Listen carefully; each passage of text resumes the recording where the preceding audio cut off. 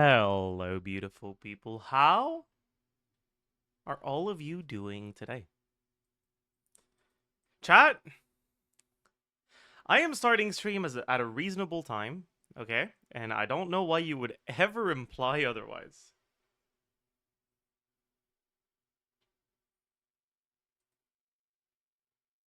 What the fuck was that? Holy. What a fucking flashbang. My god. What the fuck was that? Oh, Stitching is over. No! Oh, that's unfortunate. Okay, that means it's time to farm for Vorko, right? Check this one. Another bug I found with Varka.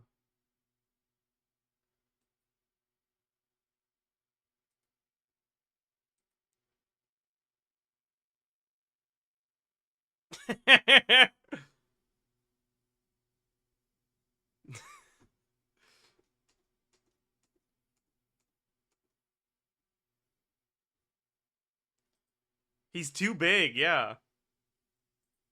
He's built different. His ass is too heavy. Yes. Exactly. You get it. Varka. He's level 86 right now, so he's in the middle. Alright. Is this today? No. So I guess I just condense. Can you please do SKIRK SKIRK early? Okay, I will. Do I have a bunch of these? Yeah. Alright, I guess I'm just condensing today. I have to wait 4 resin to be able to condense 3, though, so I'll start with the other account. Well, what weapon is your Mawiko on now? Probably Joel. Most likely Joel. You know, when Nicole comes out, if Bennett ends up being taken out of the Varka team, that means I'll be able to play Mawika and Varka at the same time. What the fuck kind of weapon am I giving the other one? Like, is it a Blacklift angle? It might be a Blacklift angle.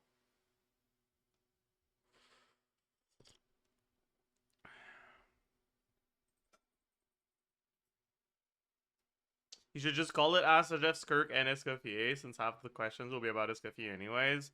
Honestly, yeah. I'll probably just do one for the both of them together. Can you tell the editors to use this in the Ask Zajef SKIRK?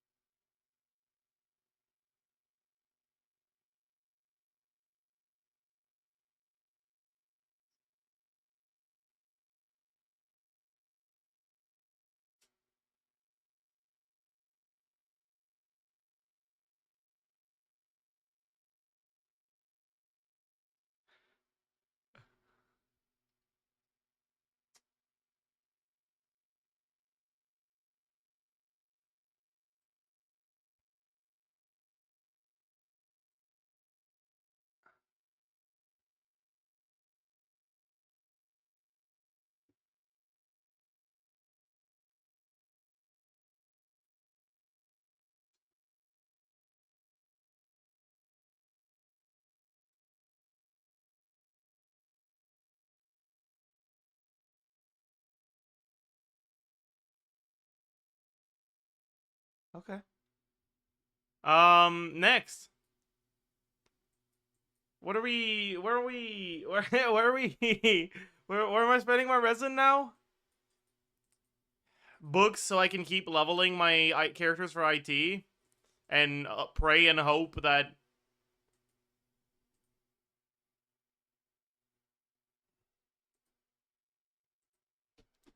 I'll have enough.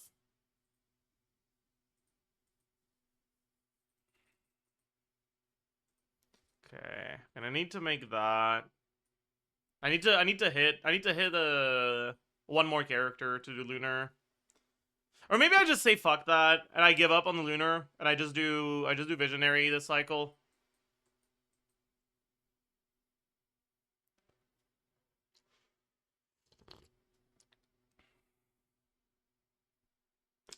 Probably, right? It would have been fun though to do Lunar with like exactly enough characters and like only dog shit. But if I don't get one more character, I don't get one more character. Like, what can I do? Free Yehuda next batch, but IT changes before next batch. So like that doesn't matter. Also, is that true? Are we getting a free Yehuda next batch? I didn't know about that. Yeah? Oh, that's cool. Okay, here's a problem. On this account, other than just leveling my characters for IT, what the fuck am I supposed to spend my resin on? Like, actually, what am I... Is it just artifacts?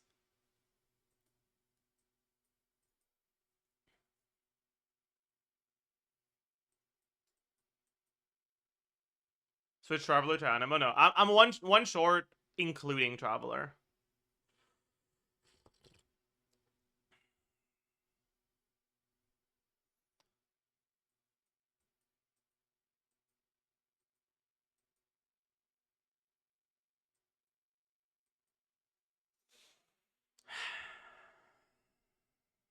Level some weapons. That's actually maybe a good idea. Depends on... Like, 2 Fab Lances is probably not enough. But also, like, I don't really have a lot of the characters that want Fab Lance. So maybe it is enough.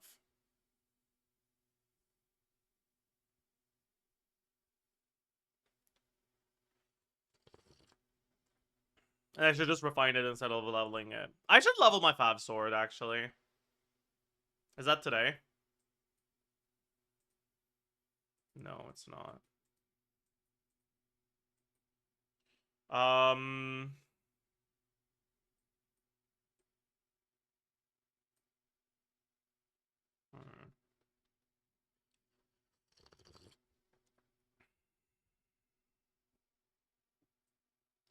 Level 1 Fab Lance for the C6 Chevy you'll definitely get. The thing is, she doesn't need to have the Fab Lance leveled.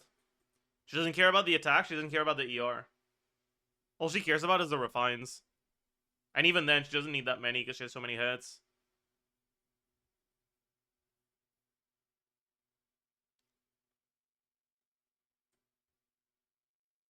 Isn't Streamless super base for Linnea? I mean, it's just an EM stat stick. The skill and burst damage doesn't really do anything.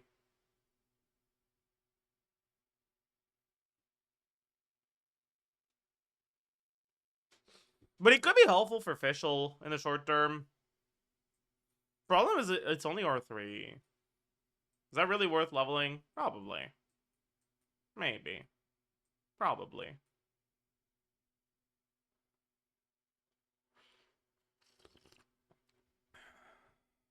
Is this today? Bro! Every... No, it's not. How much more do I have? 4.4 million? I mean, I guess I'll need more than that.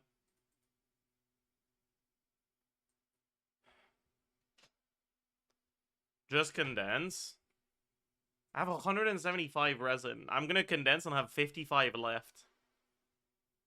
Ugh. Ugh. Ugh. Weekly boss. Oh. Wait, you're so smart. I'll condense 2.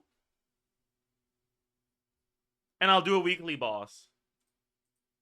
25 is acceptable, honestly, because it's pretty late, so I'll probably stream earlier tomorrow.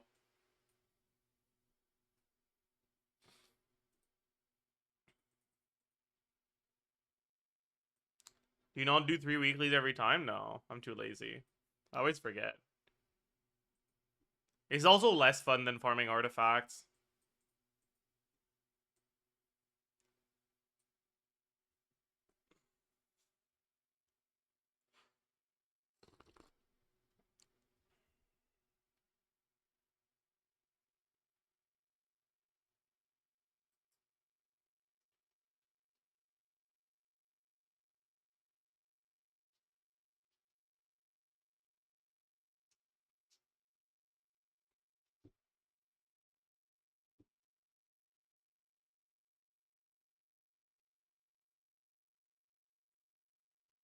Do I get punished if I just attack and I don't like input a movement? Oh, seems like I don't, but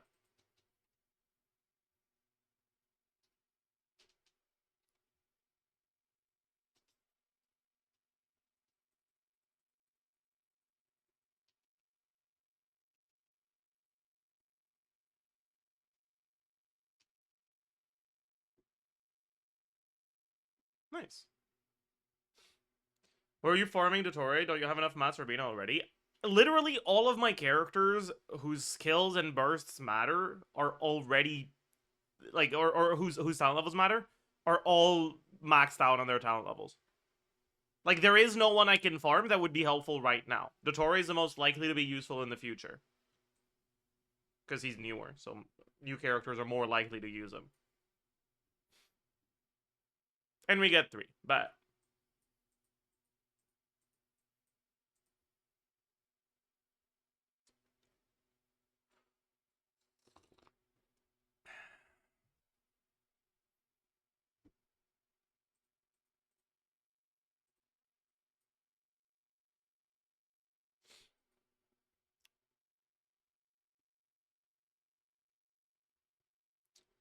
No solvent and no billet. Yeah. Nevillet is broken, literally. What does that mean? Thank you for completing today's commissions. Add Astra...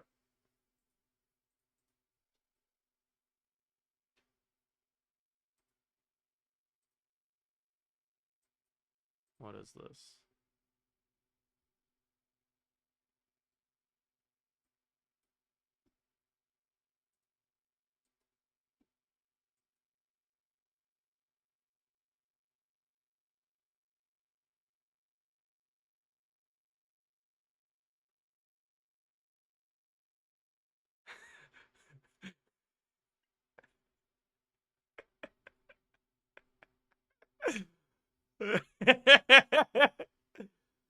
Holy.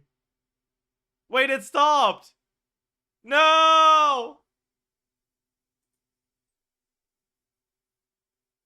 Damn it.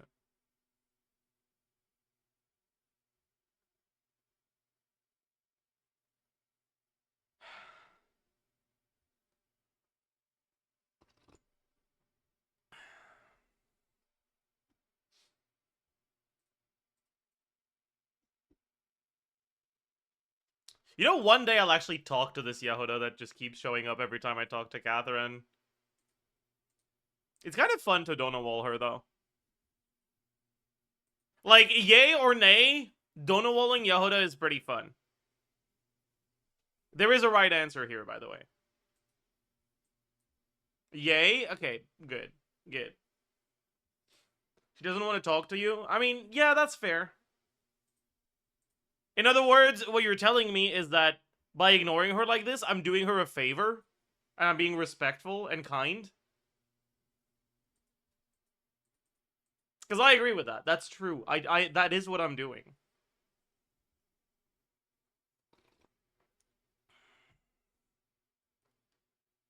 If the event is still on tomorrow, I can do it on May if you can't be passed. Is it still on tomorrow? Yeah, it is. Bet. My goat.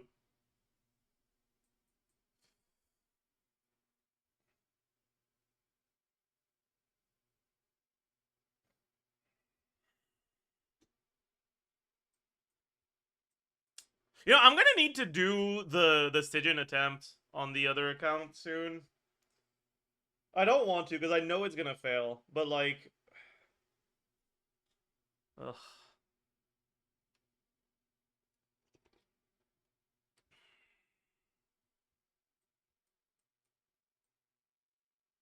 Like, there's just no way I can do the cryo one, right? I don't think you're doing difficulty 4. I probably am. Like, I'll do like Chi something for the cryo boss. Just for the cryo hits, because I don't have Lila. Oh. Dude, this is... oh boy. Oh boy.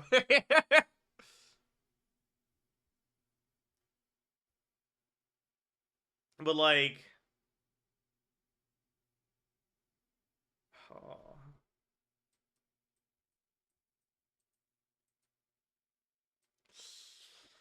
Anyways, do I want to do weeklies on this account too? What day of the week are we? Or Saturday? Have I done weeklies? I haven't. Like, I could. What material does Linnea need?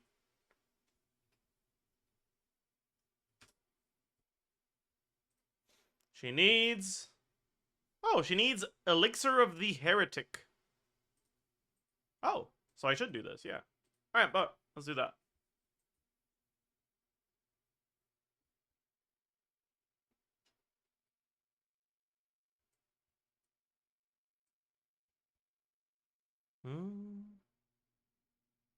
How do I want to kill Dottore? Anything fun? Anything that would be fun to play? Yeah, Varessa. Okay. Yeah, Varessa would be pretty fun to play.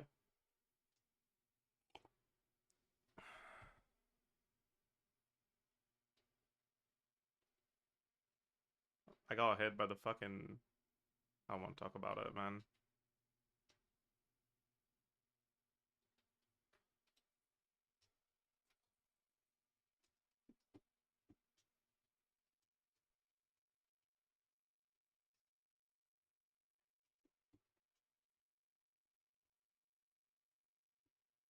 Do not face the doctor. Okay. I will not face the doctor. I had time to do one more, honestly.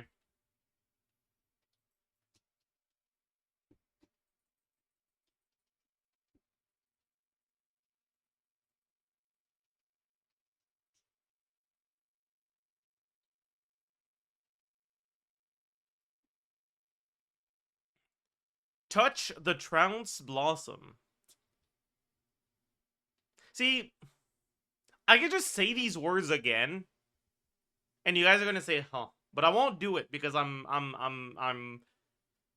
Today is not a huh baiting day. Yeah, we're being wholesome today. You get it.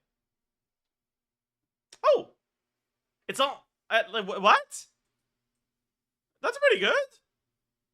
Yeah, 2 of the one I want. It's a triple. We also get a chunk. Like, yeah, that's pretty nice. I'll take that. Okay, okay, okay, okay. That's pretty good. Why do I always get 2 drops? Because you're not supposed to get 3 drops very often. It's pretty unlikely. No Billas? Okay, okay. Sorry, I didn't fucking solve world hunger as well, man. Like, shit.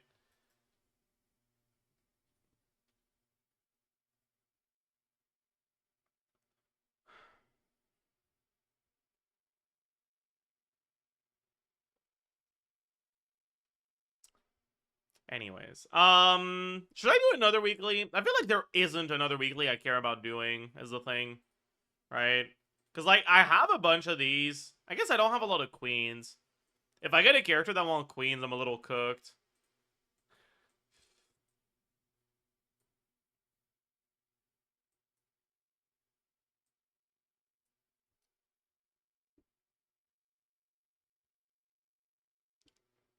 Don't you hate queens? No, I don't.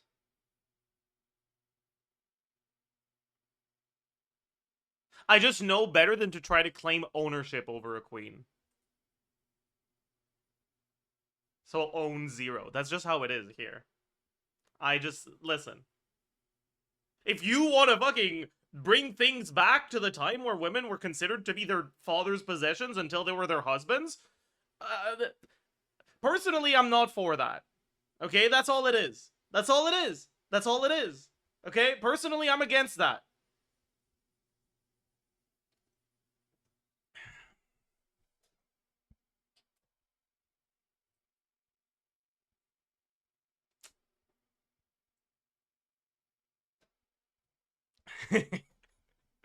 So why are you freeing Yehuda? Does she want to be freed?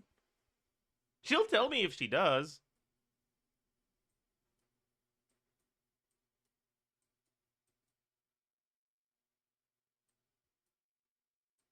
ask her. Um...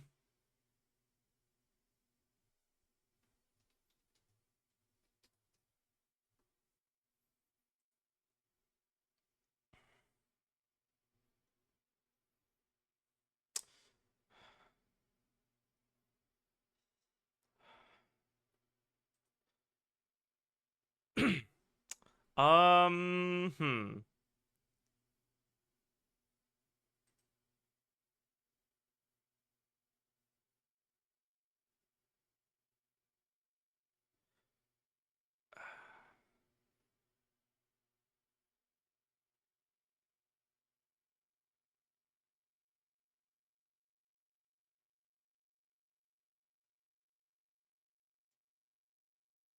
Hey Yehuda, would you like me to speak to you?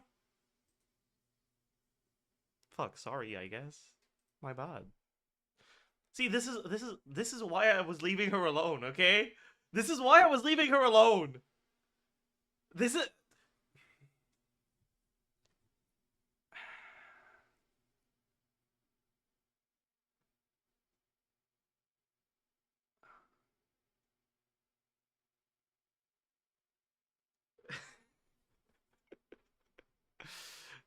man.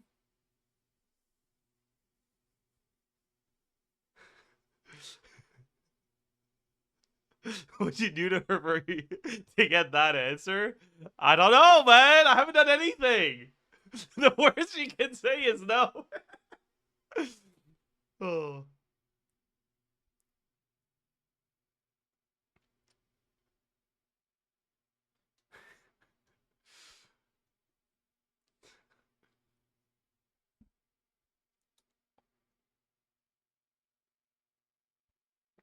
Hmm. She hates him because he got Varka? What? How does that make sense? Does she not like Varka?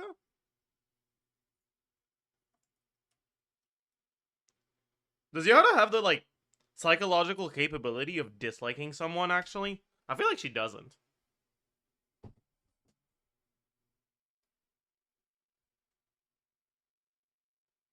She said ew to him? I mean, it wasn't because she disliked him. She just... Like, not wanting to hug someone doesn't mean you dislike them. I don't want to hug you guys. That doesn't mean I hate you. I mean, I do hate you, but it's not... Okay, maybe that's not a great... Hmm.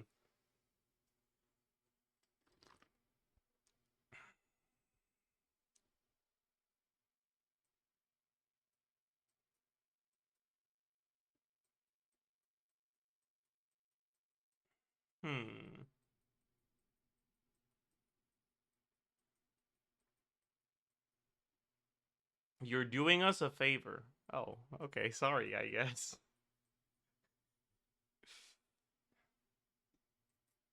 We need to unionize chat. Yeah. Not on my watch.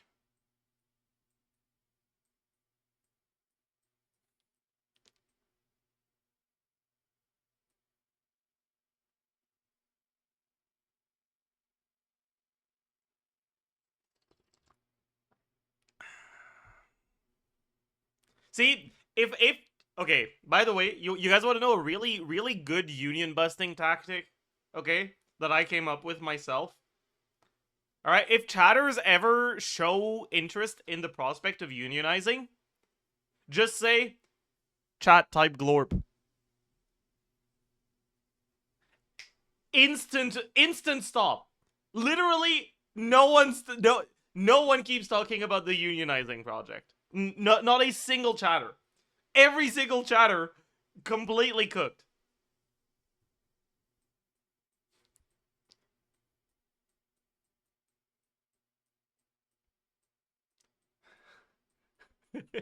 Glorp unionize. Oh. I feel like you could make a banger remote with like a unionized implication with Glorp. Like, I don't know, actually. So-called free thinkers when an emote gets typed more than 3 times in a row. Chat, what's a good emote to spam? Other than the ones that people already spam. Like, how could we test that theory? Um...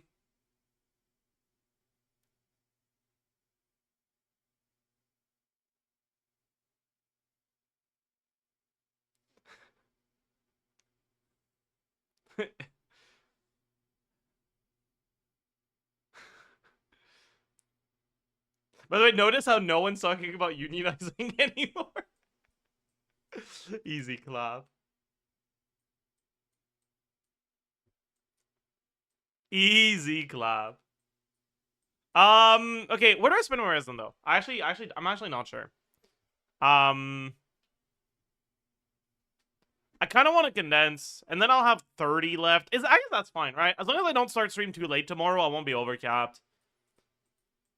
I'll intentionally leave my resin unspent as an incentive for myself to start stream earlier tomorrow.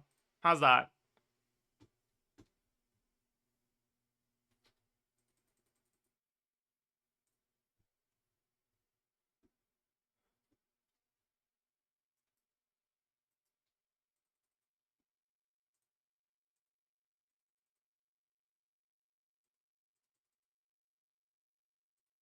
Hmm.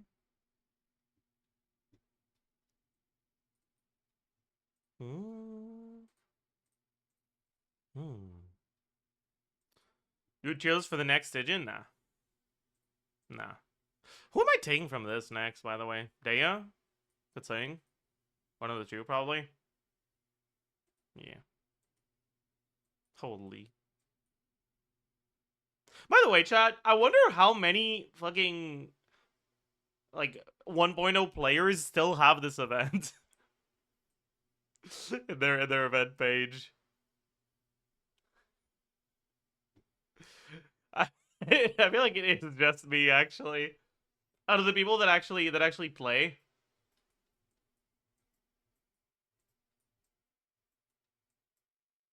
Are we still in the Ask Jeff SKIRK? Or in the Ask SKIRK? We are not in the Ask SKIRK. Unfortunately, I haven't gotten around to... I don't have her on the line just yet.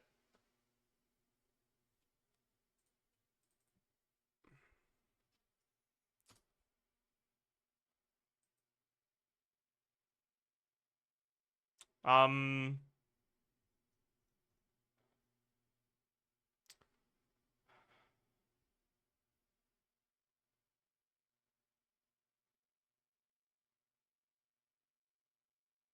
SKIRK, how would you feel about you know, like, personally, I think it'd be pretty cool if you joined us for the ZAJEF SKIRK edition.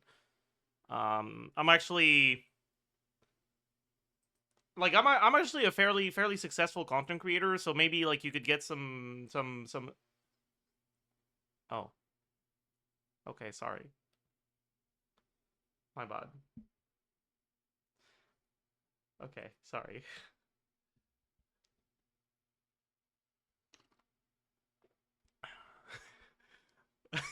my bad.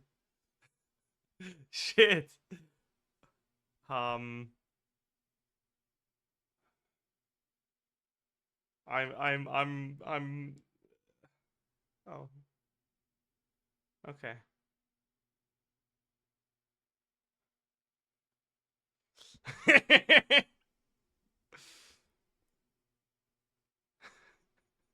Who lays to just breakfast with something today? I don't know, man.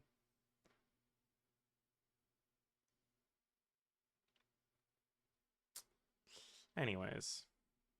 Is it time? Do we just fucking send it right now? Start the ZAJEF SKIRK right away.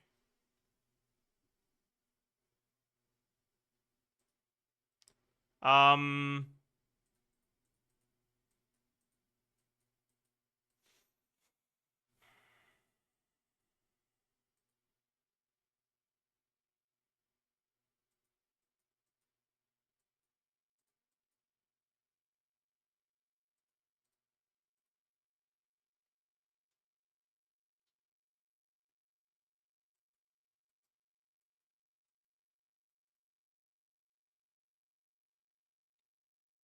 I should definitely keep her on Aquila for this, actually.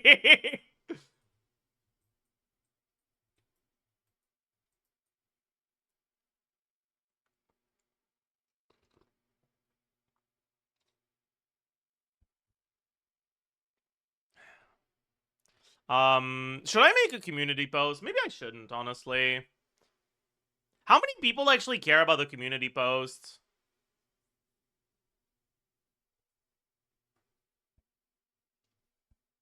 I guess the people that care about the community posts wouldn't be here already, so maybe asking right now is like kind of dumb.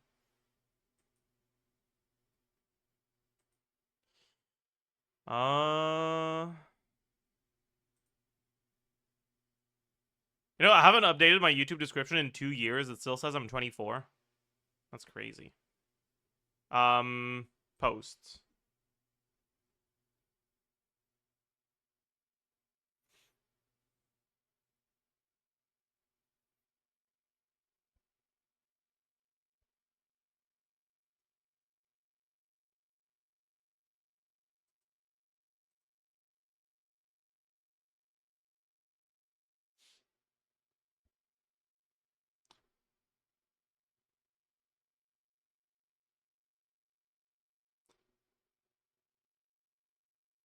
It's not, but it's just to let people on YouTube know that I'm recording, so if they have questions, they can come over. But I guess it's fine. Do YouTube matter? Do YouTube viewers even actually matter? Maybe they don't.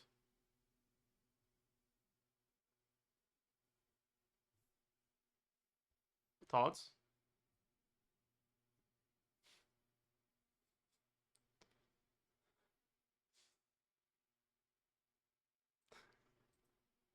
Maybe, maybe you can ignore them.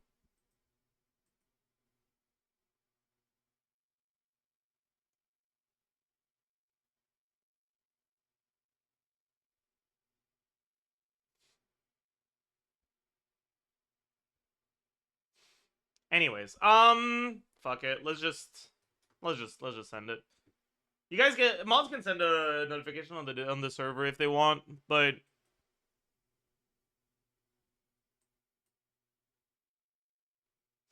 and yeah, it'll be SKIRK and SKIRK.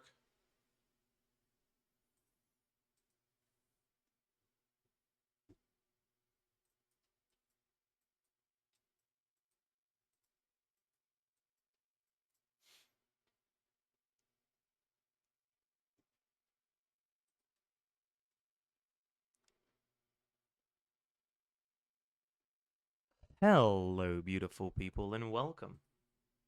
Hi. To Ask Zajef, SKIRK, and SKIRK edition. That's right, we're doing 2 of them at the same time. Why? Because they're both running at the same time, and half of the things I have to say about SKIRK are about SKIRK, and half of the things I have to say about SKIRK are about SKIRK. So instead of just doing 2 videos where I just outright repeat myself for 30 minutes, I decided to just put both of them together and basically talk about the both of them.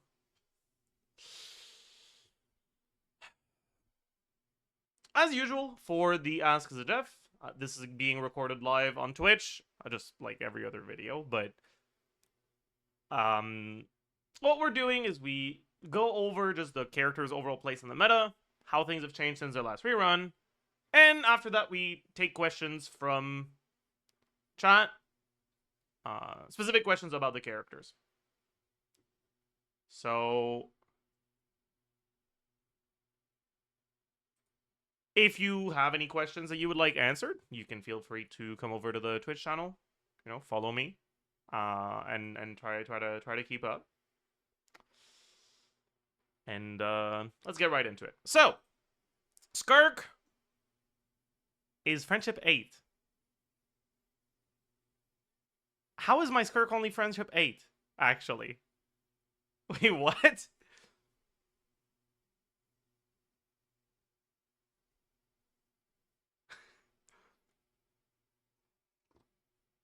I guess it's because I only use her for Outbreak in the overworld.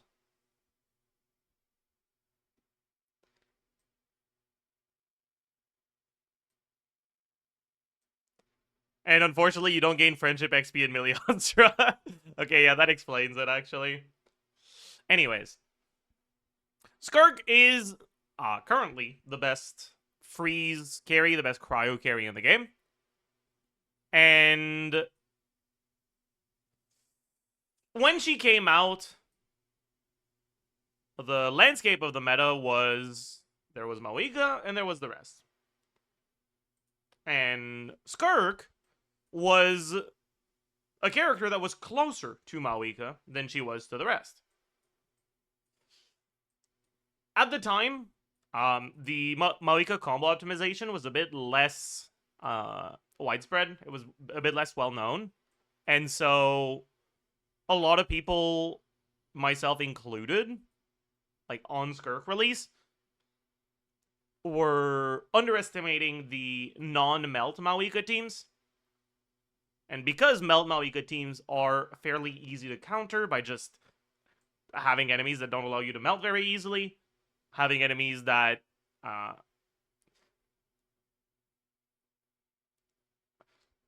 cook you for whatever reason, and where your damage windows can get countered, it meant that SKIRK being a bit behind Mawika wasn't necessarily enough to make her worse than Mawika, because freeze teams inherently, at least SKIRK's teams, not freeze teams, SKIRK's teams inherently are just a lot harder to counter, because they're not relying on any sort of interaction with the enemy, any sort of interaction with the auras. All they really care about is that the enemy isn't immune to cryo.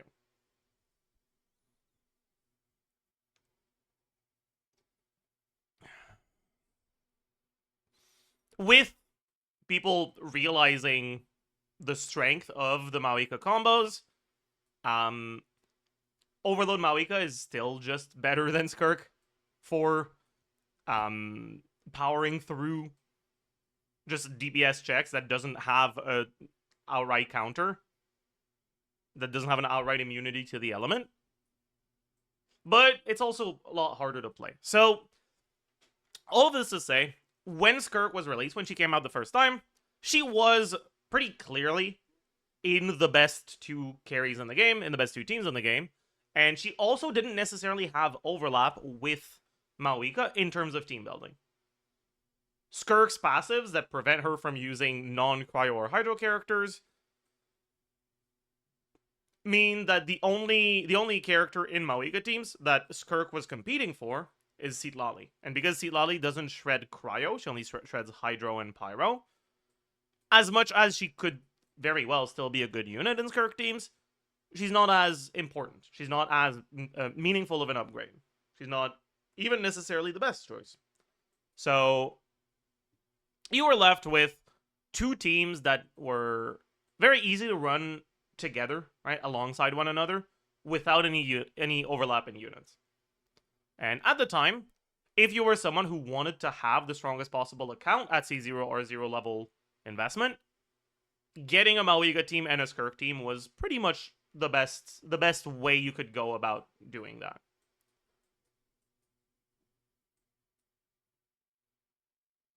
Now, well, Nogcry happened. And if you've watched any video of mine in the past, like, 6 months, you'll know, Nogcry is an abomination that completely ruined the meta.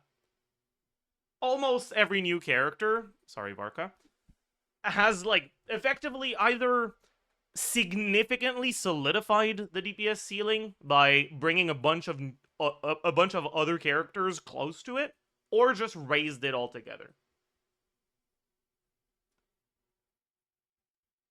However, the one thing about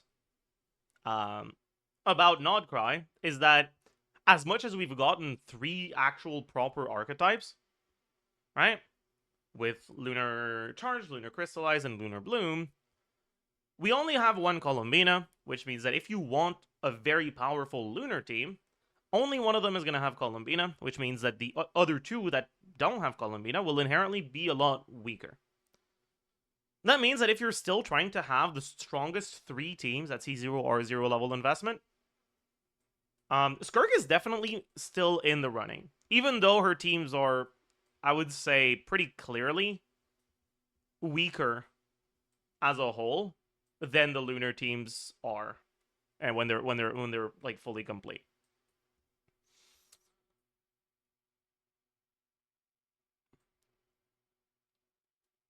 That being said, right, all of this is said assuming you have SKIRK and Escoffier in the full premium team. Honestly, Escoffier was the first, like, the SKIRK and Escoffier pair was the first. I mean, there's a reason why the essentially dog shit without Escoffier thing came to be. The SKIRK and Escoffier pair was the first time that we actually had a pair that was this lopsided in terms of, like, how important it was to have both units. To some extent, Mawika Seatlali was a little bit similar, but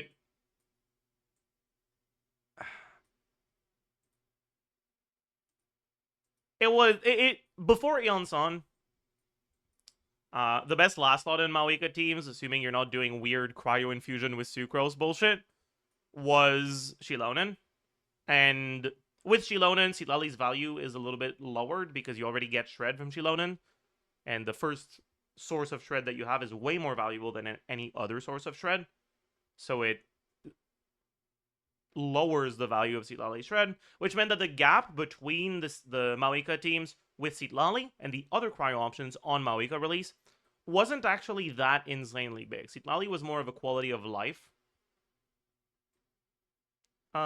piece of the puzzle in Mawika teams. That was also a slight DPS game.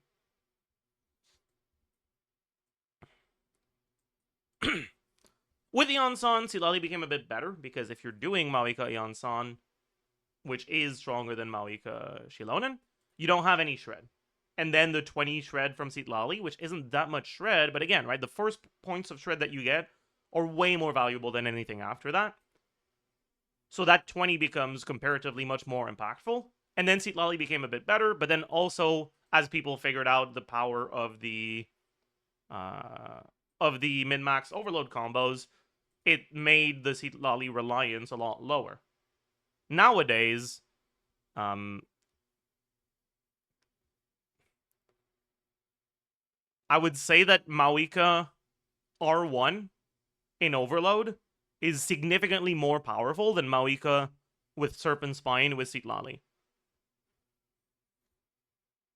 And so it's a bit difficult for me to necessarily say that Mawika and Seatlali are that tied together compared to something like Escoffier and SKIRK. Obviously, this is assuming that you're doing proper combos on Mawika, but this is not a video about Mawika, so we can leave that for a future one. Anyways, Escoffier and SKIRK was the first real big, like, instance of a character being designed together with another one, to where you would kind of need to have both to get the performance that people talk about when they talk about how good the character is.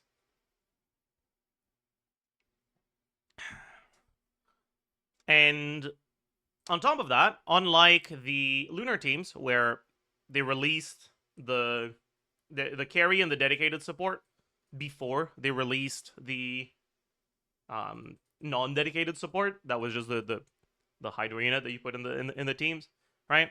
And where the team DPS was already pretty promising, pretty good, even without Columbina.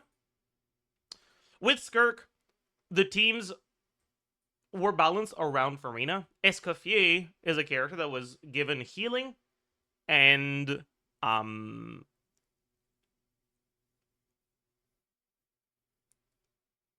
SKIRK was balanced around the fact that Escoffier was providing healing, and that enabled you to use Farina. All right, this is something I talked about in the banner video, but SKIRK is actually one of the few characters that allows you to kind of bypass every single issue with Farina. One, Farina is a 5-star character who has relatively longer animations, but that's not a problem for SKIRK because she has forced downtime because her cooldown starts when you swap out.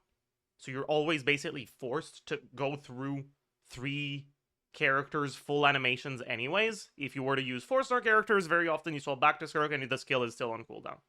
2, SKIRK uptime is fairly long, so you actually can do rotations that are longer than 20 seconds, which can be a problem in a lot of other Farina teams, where her skill cooldown being 20 seconds can be really awkward for characters that want to do 18-second rotations.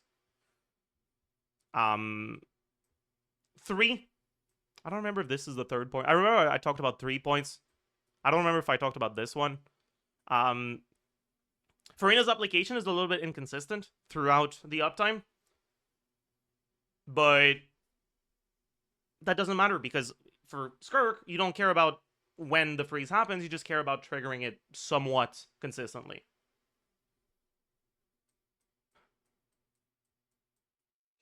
I think there was something else I talked about. What am I forgetting? Anyone that watched the banner review that remember the other thing?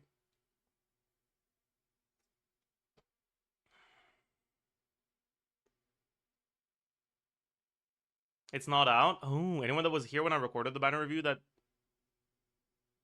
remember the other thing? I'll post it today.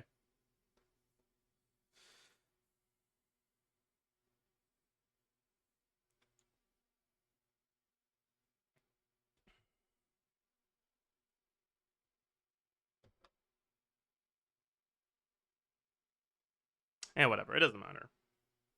Oh yeah, right. Farina forces you to need healing, but Escoffier was balanced around that. She was designed around that, so you were already, and because Escoffier is so good, you want to use Escoffier even if you're not using Farina, so it's not a downside to use her. So those 4 things together allow SKIRK to get all of the upsides from Farina with basically none of the downsides. Obviously, she's not the only character that can capitalize on ignoring the downsides, but I think she is the only character that capitalizes on all of them to this extent. So my hair looks like shit. My god, okay, it's fine.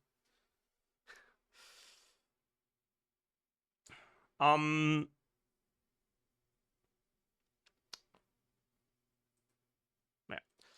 All in all, SKIRK, Escoffier, and Farina kind of come as a package where if you have all 3 of them, she is very powerful. But if you're missing one of the pieces of the puzzle, she will significantly underperform. Obviously, right? Like I said, that was kind of the first instance of it really happening, and it was not the last. Pretty much every character they've released since then has kind of had similar issues. But this also means that if you want to build a team from the ground up, if you're a relatively new player that doesn't already have a bunch of characters, when you look at SKIRK, when you think about SKIRK's performance, you have to realize that when people talk about SKIRK's performance, most of the time they're talking about full premium SKIRK with SKIRK, Escoffier, and Farina. And one of the annoying things with SKIRK is that getting just Escoffier or getting just Farina isn't that big of an upgrade. Because Escoffier was balanced around her ability to enable the healing from Farina, only getting one of the 2 isn't that insanely better than getting both, or than getting neither. And so if you want to get SKIRK, you're like almost, not necessarily forcing yourself, but like you definitely should try to be full committing to getting the full premium team. And that can feel pretty bad for a relatively new player to think, okay, well, I have to pull 3 actual full characters to get this team to be functional. And with DPS checks increasing lately, we are reaching the point where you're kind of going to struggle to get clears if you're not getting the full premium teams. You'll still be fine against the bosses that just shill SKIRK specifically, right? The Secret Source Automaton, SKIRK can do as the only 5-star on the team. But the other ones, it's rough.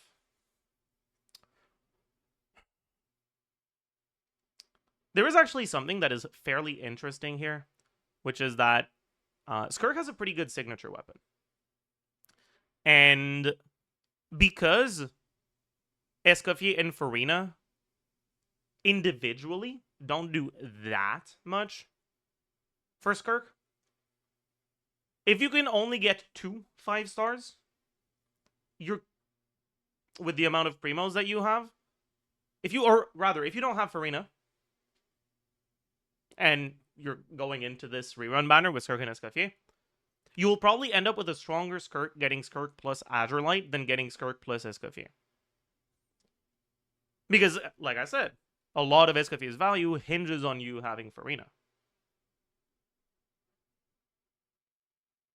That's why you see a bunch of pretty good C0 or 1 SKIRK clears that use full 4-stars.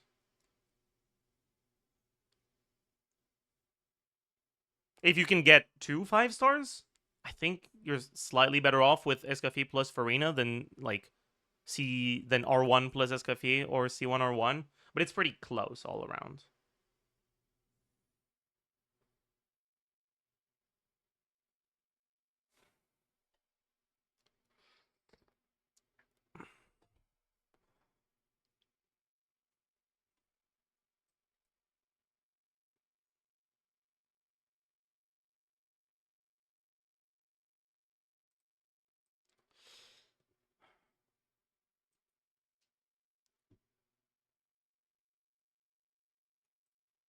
Anyways, overall, I'd say that, I mean, this is something I've talked about a few times before, and I still stand by this. I would say that SKIRK is a character who is overall fairly powerful. If you get the full premium team, you'll probably be pretty satisfied with how she performs.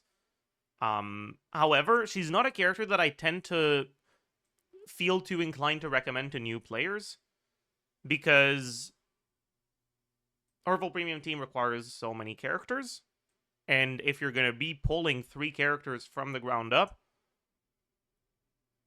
a character that was released in 2025 is probably going to be worse than a character that'll be released in 2026. Because the power creep right now is very, very fast. Let's just put it that way.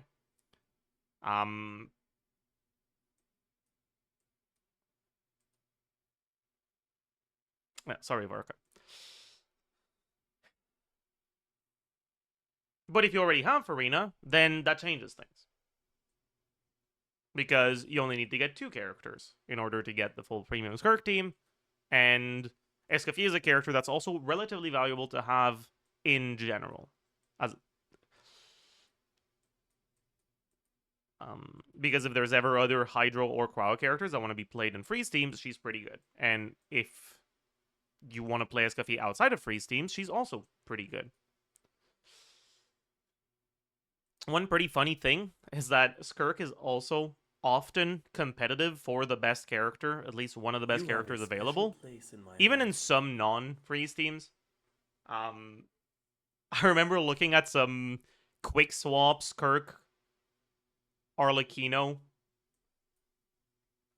stuff on GC Sim a while back, where you would swap back to SKIRK off E cooldown, so you could get 2 whole D, so you could still get the burst, even without Void Rift. And it was actually, like, performing better than other teams for Arlecchino. But obviously, this is GC Sim bullshit, and I think when I looked at it, a lot of the newer, I guess, Melt Arlecchino tech was a bit less used.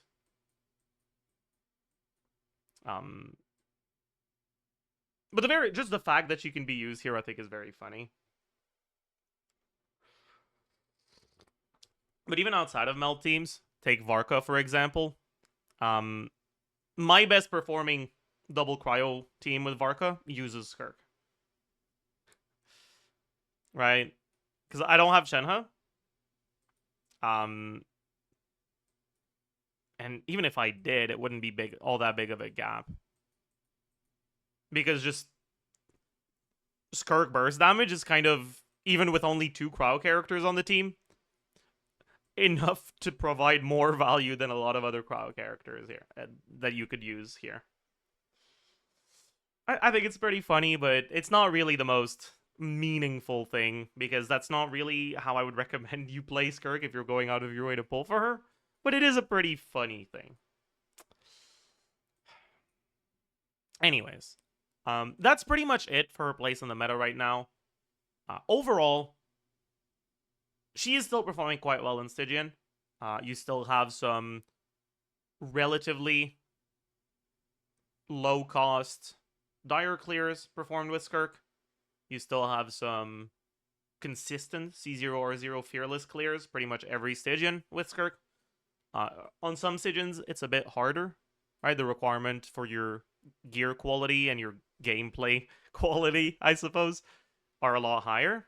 But she has been able to get through at least one of the bosses in Stygian for every Stygian, and I think she's one of the very few characters that can be said to have been able to do that for every Stygian at C0 or 0. Again, this is kind of a result of her team archetype being reliant on team building rather than interaction with enemies. You're not relying on any sort of auras, you're not relying on any sort of timings, you're just relying on the enemy not being immune to cryo.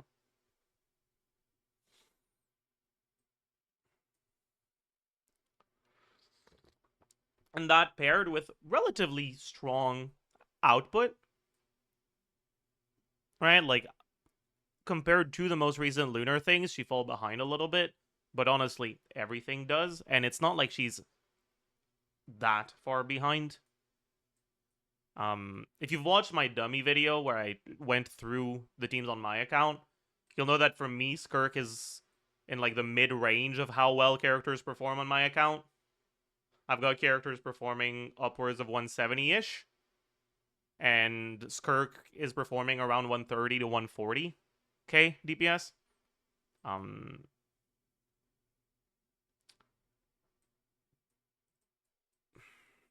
Sometimes less, because obviously some enemies are immune to freeze, so you get less cryo resonance uptime. But that's not necessarily representative of her overall performance on equal investment across the board.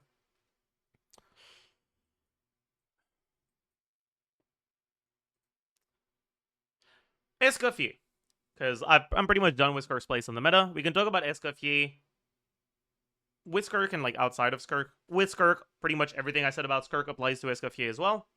But outside of SKIRK, I would say that Escoffier is a bit more relevant than SKIRK in like non-freeze teams. She's also obviously what makes freeze work for the non-SKIRK characters. Escoffier is a pretty interesting character balance-wise, in that she was kind of given everything.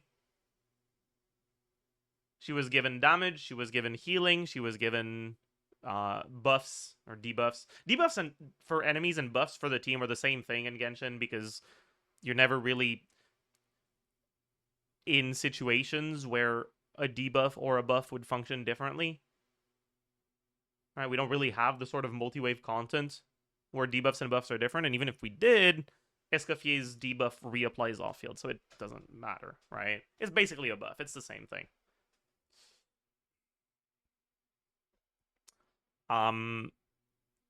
But she has supportive capability, she has damage, she has healing.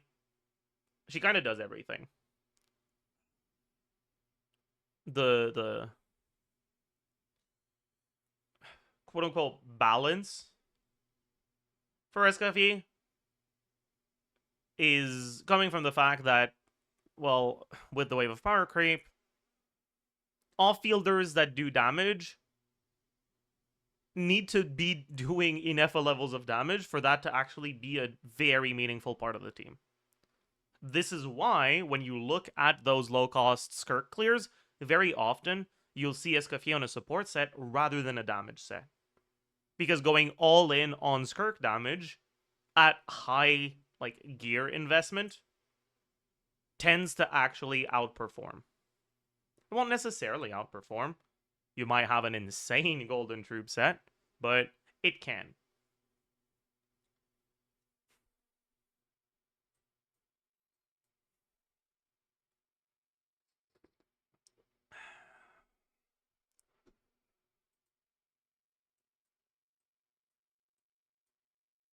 Outside of SKIRK teams, when you're playing her in other freeze teams, you don't have a dedicated carry that's worth hyper buffing in the same way.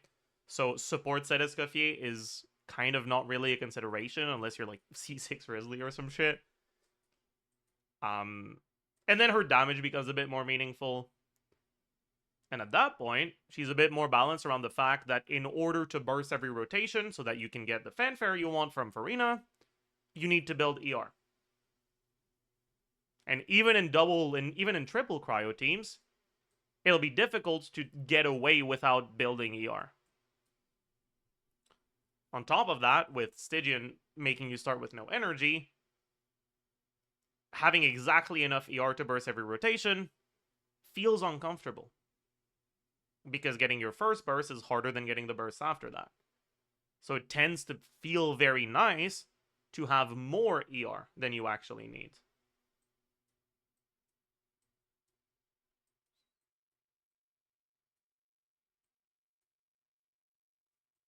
If you look at teams with Ayaka, you can kind of alleviate that because Ayaka teams, Ayaka full premium teams, are effectively the teams that generate the most cryo particles in the game. Technically, Kaya carry would generate more, but no one plays that. So, Ayaka generating, I think it's 4.5 average. It's 4 to 5 on this skill. It might be 5 always. It might be more likely 5 than 4. I remember it's a lot. I think it's 4.5 average on this skill. And getting 2 skills per rotation. Ayaka allowing you to swap out during your damage period to get a second Shenhe skill. Get a second Shenhe Fav proc. These things together allow SKIRK to get away with very, very low ER requirements, and therefore have her damage get inflated through allowing you to build less ER.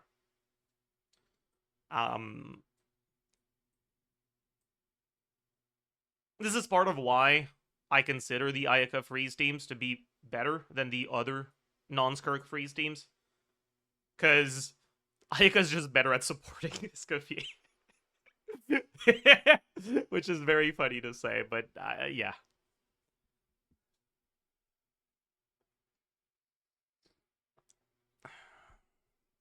And she also has much better synergy with Shenhe than the other characters, but I guess we'll have to talk about Shenhe today, but oh man. Anyways. Outside of freeze teams, SKIRK is also just a pretty valuable character. The fact that she has off-field consistent cryo hits every second and application every 2 seconds tends to be very favorable for reactions. You can use SKIRK as the solo melt enabler for a lot of teams. If you do that, though, she's not providing that much. All she's providing is cryo app. The shred that she has for cryo doesn't do anything if your carry's pyro. And her damage will be pretty low if she's not shredding the cryo, right? Because in order for her to be doing good damage, she's kind of reliant on the fact that she is shredding the enemy's cryo resistance by up to 55%, which she benefits from. In those melt teams with solo cryo, you only get 5%, and that's not a lot. That's a very small amount. So in those teams, her damage tends to be quite a bit lower. And as much as she can be the solo cryo enabler, there are a bunch of pyro characters that benefit from slightly better cryo app. when you look at Citlali, who is the premium meld support right now, she also has cryo application every 2 seconds with hits every second. However, she has one extra cryo application in between the first and the second hit of like the cryo up every 2 seconds. And that one extra application tends to make a pretty big difference for all of the melt carries right now, except Gaming, I suppose. Because pretty much all of the melt carries trigger melt faster than once every 2 seconds. It's just not a problem with Citlali because if you trigger your first melt right before the cryo application when the enemy already has cryo, even if you trigger melt 1.5 seconds later instead of 2 seconds later, it's still after the next cryo. And then later on, you still have, the pyro application, then the cryo app. Instead of being right after, now it's a little bit after. But you still have that cryo application before the next pyro. So as long as you're not on-fielding your pyro character forever, it might not lead to a problem. And the fact that you get that one extra cryo application at the start allows you to set up for that initial melt. You get that first melt right after the first cryo. Then that next melt 1.5 seconds later after the extra cryo application.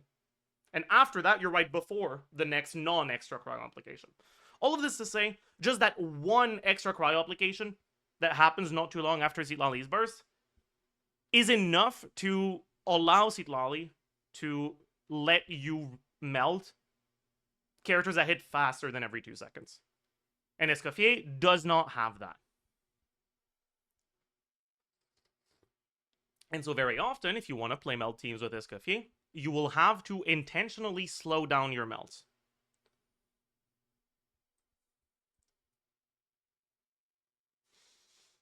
It's still doable. You can still very much do it. The same way that you can do melt with Rosaria.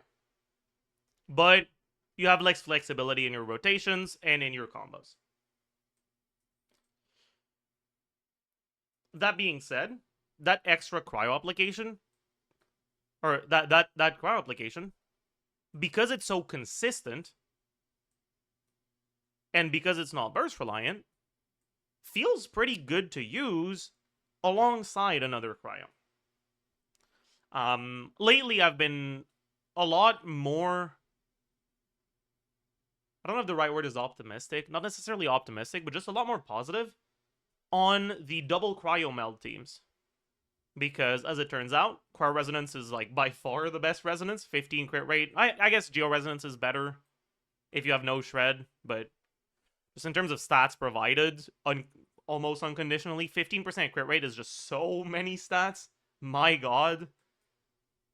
And if on top of the 15% crit rate, because again, right, the crit rate from Cryo Resonance is on enemies affected by cryo, not necessarily to cryo damage. That means that if an ability melts, if a pyro ability melts, by default, it is on a cryo hit, on an enemy that has cryo. Otherwise, it wouldn't melt. The melt doesn't happen if you're not applying pyro on cryo from your pyro characters. So your melt hits are benefiting from that extra crit rate, and if on top of that, you get to capitalize off of the extra cryo application from running a second cryo unit, you don't just get the 15 crit rate, you don't just get alleviated ER requirements on Citlali, you also get just outright more motion value, bigger base hits from your pyro carries. You get more melts. If you can capitalize on it. A couple days ago, I talked about this in the banner review a little bit. A couple days ago, I was bashing my head against the wall with Arlecchino. Because of a video I saw recently of optimized Arlecchino walk cancel combos that set up the reactions in a way where they can get one extra melt by swapping back to Citlali in the middle of Arlecchino's uptime. right after triggering a melt, and then swap back to Arlecchino, get a melt from the Citlali normal attack. All of that in between two off-field Citlali applications. I was looking at that and I was like, that's cool. I'll fuck around with that. I hate walk cancels. I'm not going to try to figure out how to do it with walk cancels, but I'll try to, like, use some of the tech used here and try to figure out if I can optimize my Arlecchino gameplay. And what I came to realize is that when I did use a little bit of the tech involved there, with double cryo, I could set up rotations that just get outright 1 or even 2 more melts on Arlecchino with the exact same attack strings. And with that revised gameplay, I'm reaching pretty similar DPS with Escoffier Citlali on Arlecchino melt as I was with my previous best Arlecchino melt team, which was Zuko Citlali. But it's a bit more foolproof because you have double cryo, so it's harder to fuck up. And Citlali energy is also way easier to deal with.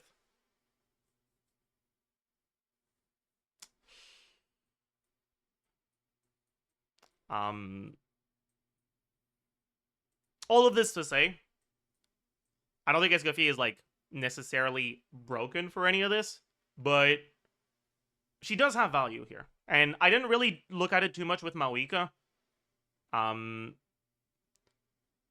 Because the competition in Mawika teams is a bit fiercer with the Onsan being so good.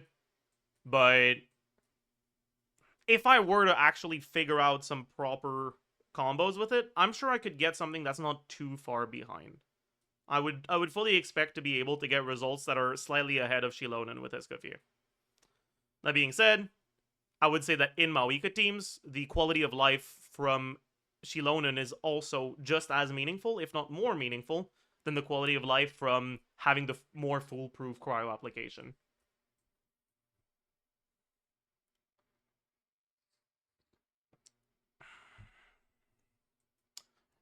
Anyways, this was a lot of yap about their current place in the meta, because it's 2 characters, so obviously it's going to be longer.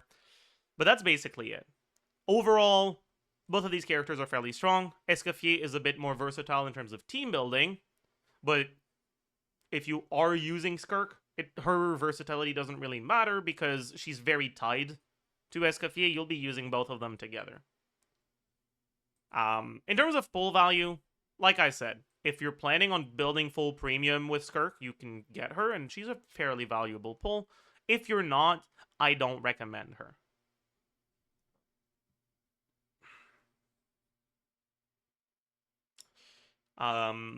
You can check out the banner review video. I talked about the benefits of Escoffier and SKIRK running together, and also how the weapon banner, having effectively 2 weapons that are useful for the same team, allows you to potentially effectively get more value out of your primos if you want to go for signature weapons. So you can go watch that if you're more interested in all that aspect of it. But for now, let's move on to the questions on SKIRK and on Escoffier. So chat, as usual, if you can at me with your questions, so I know which chat messages are questions from me and which ones are just other messages, that would be helpful. Let's get right into it.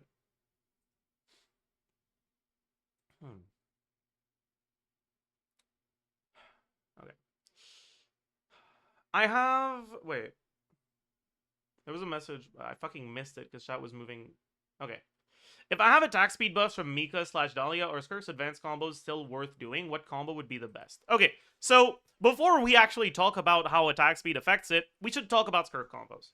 Because it's been a while since I made a video that actually covered SKIRK specifically. I think I talked about her in the dummy video, but I don't think there's SKIRK on the thumbnail or the title of that one. So people that are looking specifically for SKIRK combo information on my channel probably haven't seen anything since her initial run. So let's talk about it. There's a bunch to say about SKIRK combos that I never covered in a SKIRK dedicated video before. Some information I didn't know. Some information I didn't necessarily think was worth mentioning. But all of it we can yap about now. SKIRK, Escoffier, whatever, let's do Sidlani Farina for now.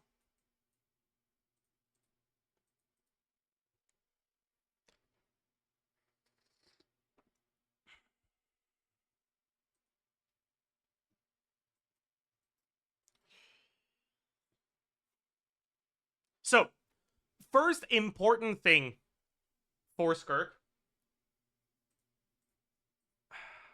And you might notice I'm on Aquila Favonia. This is intentional, and it is not because it's a better weapon. For some reason, when I was doing my Stygian farming, every time I unintentionally had Aquila on SKIRK, I would get good artifacts. So, I mean, actually, no, this isn't, like, this is for meta reasons. If you want good artifacts on SKIRK and you have an Aquila lying around, you can use that.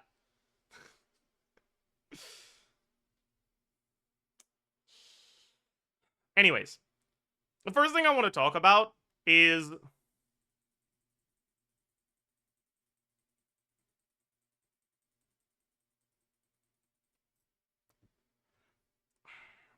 the comparison between these two things, and I hope I'll do it properly here.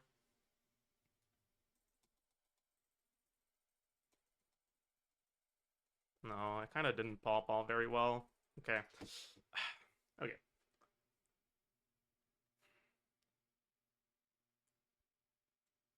There's a few moments during SKIRK's attack string where she doesn't entirely allow you to pre-buffer the next attack with a click. And because of that, in order for SKIRK to get through her attack string as quickly as possible, you need to be clicking exactly at the right time. Because it's very difficult to click exactly at the right time, most people just mash the button. But what that means is that people that match slower tend to actually just straight up get slower attack strings than people that mash the button faster.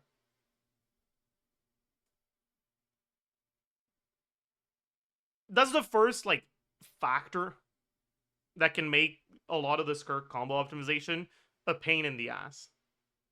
You outright get rewarded for mashing faster. I'm not sure exactly what the impact of FPS is on all of this. I would assume that it does change things, but I'm not entirely sure how it changes things. But, like, unironically, just click faster can be good advice for SKIRK gameplay. That's the first thing. The second thing is, well, we need to talk about all of the ways that you can do an attack string.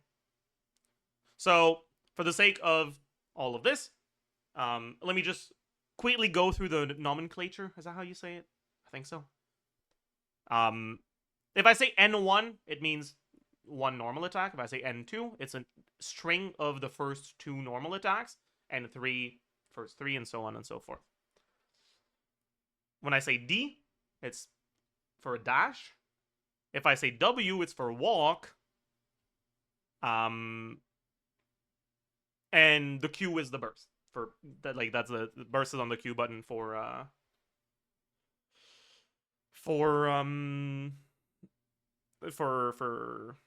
mouse and keyboard. So, when you just do the full SKIRK attack string, it looks like this. You have two hits that come out very quickly. Then you have the third hit, then the fourth hit, and then the relatively so fifth hit. Just mashing the normal attack button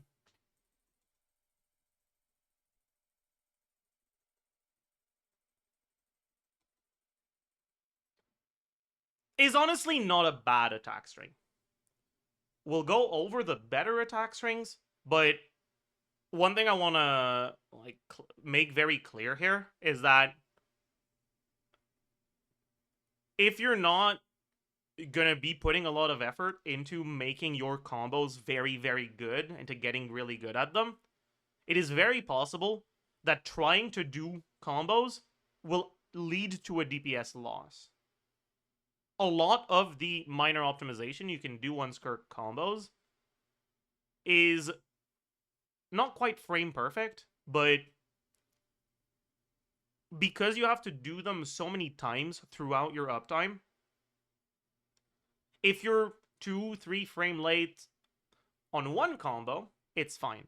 On every cancel, it's gonna be potentially a DPS loss over not even trying to do any of them. But also, if you do them too early, you lose the attack string entirely, and that's just completely terrible.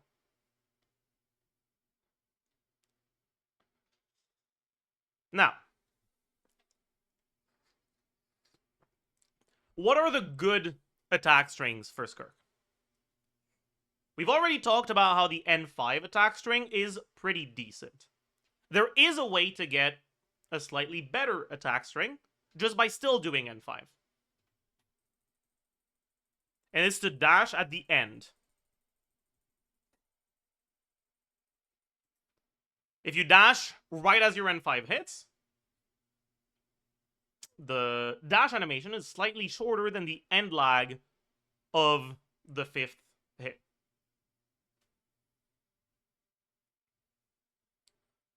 But if you dash too early, you lose the 5th hit, which is a pretty big hit, and it's slow to come out.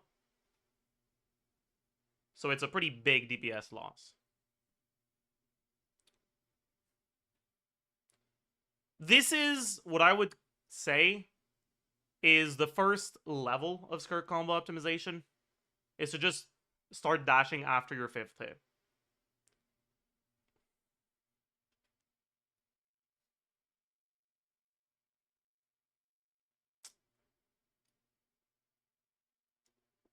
But N5D is not SKIRK's highest DPS combo. When you do an attack string, there are a couple things that can prevent you from just getting infinite attacks as quickly as possible, right? Every time you do an attack, there's gonna be end lag to the attack. End lag is what the like forced time after an attack before you can do your next action. And dash cancels are a way that you can bypass end lag by replacing it with a dash animation.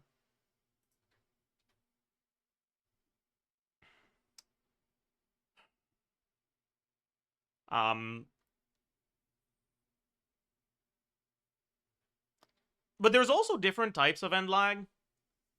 And some types of end lag can be canceled in different ways. So another way that you can cancel end lag is with a walk cancel. Right, if you just look at the...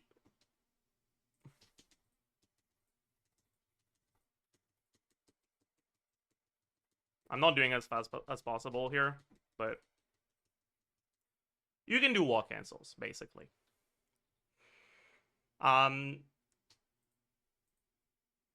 Generally, in order to do walk cancels, you're better off mashing your movement input rather than just holding it.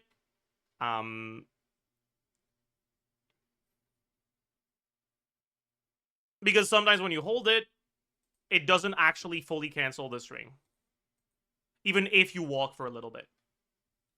Whereas when you don't hold it, it always does.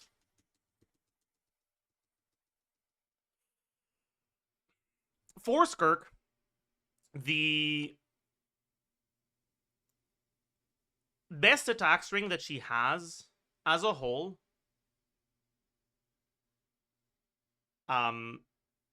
is the N2. The first 2 hits come out very quickly and have a pretty good multiplier. Oops. Not only that, but the end lag of the second hit kind of starts early in a way where you can kind of dash before it hits. Oops.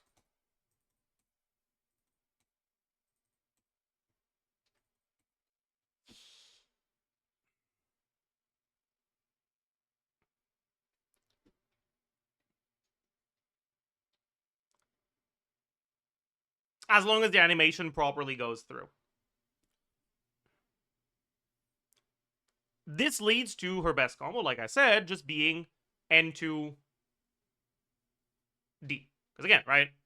What makes just spamming N2s potentially not that great is that the N lag after the N2, before the N3, and also just the N3 itself, they're not particularly favorable.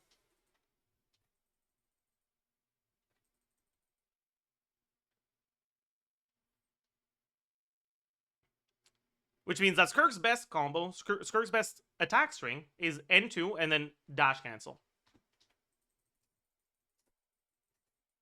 Problem is, you can't spam dashes. Not only can you run into stamina issues, but also, if you spam dash,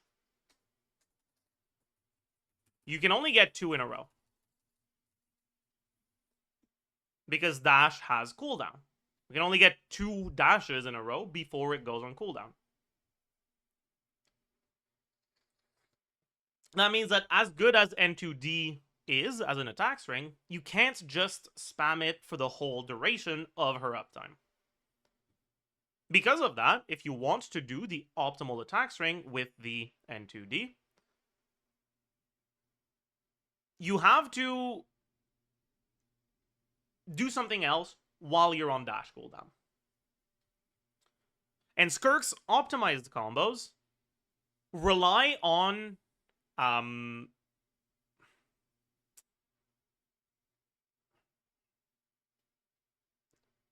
weaving in the least bad attack strings in between N2Ds.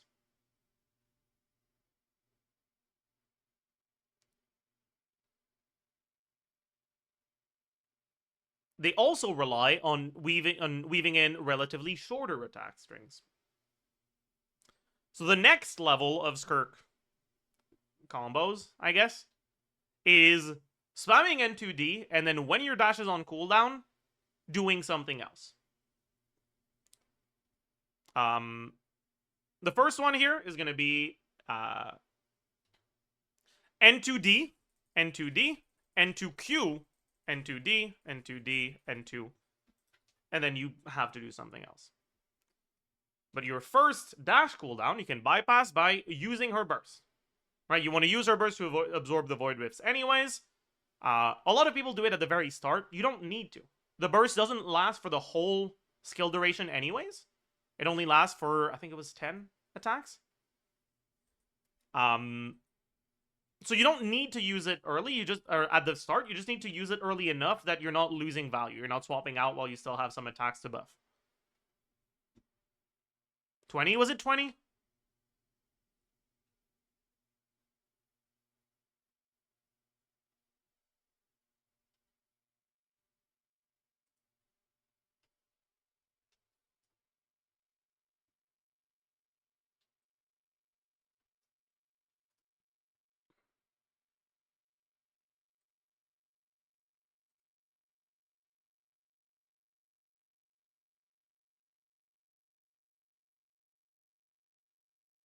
No, it's 10.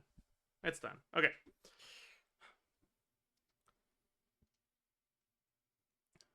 Anyways, once you've used the Q goes on a 15-second cooldown, though, so you can't do it more than once. What's the next best one? Technically, the next best one is N3W. So N3 walk cancel. However, like I mentioned earlier, I hate walk cancels. Walk cancels interrupt the active gameplay experience in a way that makes them just really, in my opinion, unfun and also very awkward to execute. I think they tend to be harder than other sorts of cancels.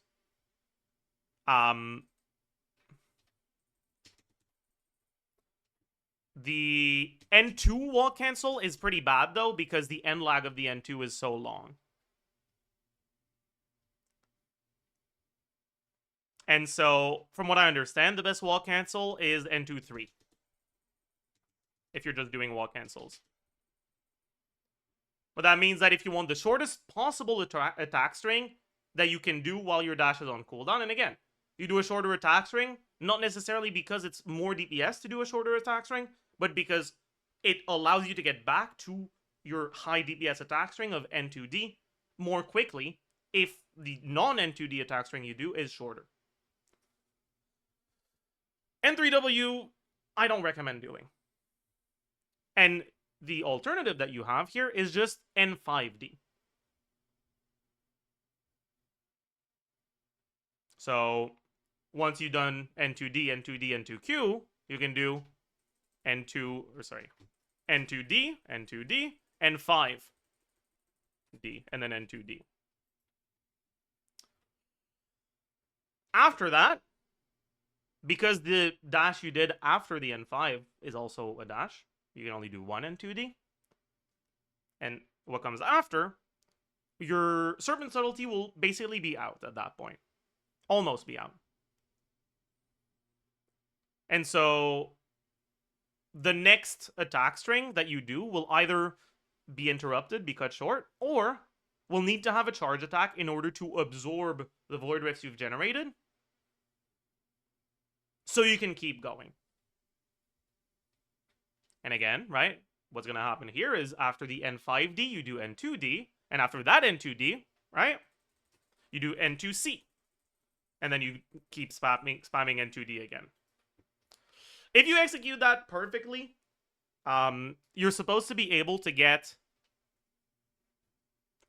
N2Ds followed by N2Q, then N2Ds followed by N5D, then N2Ds followed by N2C with a charge attack, then N2Ds followed by N5D again, and then N2. I've never been able to execute that many attacks, so what I tend to do is after the charge attack, I just do another 2 N2Ds, then N2, and instead of trying to keep the attack stream going, I swap out because at that point, Farina's skill is back off cooldown. So let's show it in practice with the Void Rifts. Elemental Aura, Hydro, so I don't have to worry about that. And generate Void Rifts at the start because you generate Void Rifts during your setup.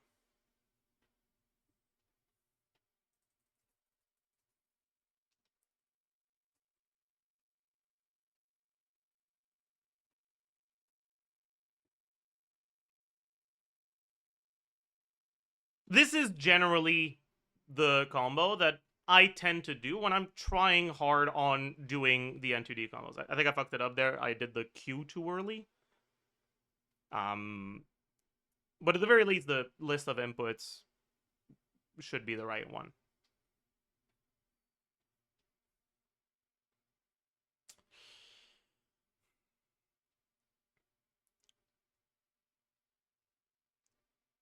If you're doing this combo perfectly, doing every dash frame perfect, every cancel at the exact right moment, it can be a pretty meaningful DPS upgrade.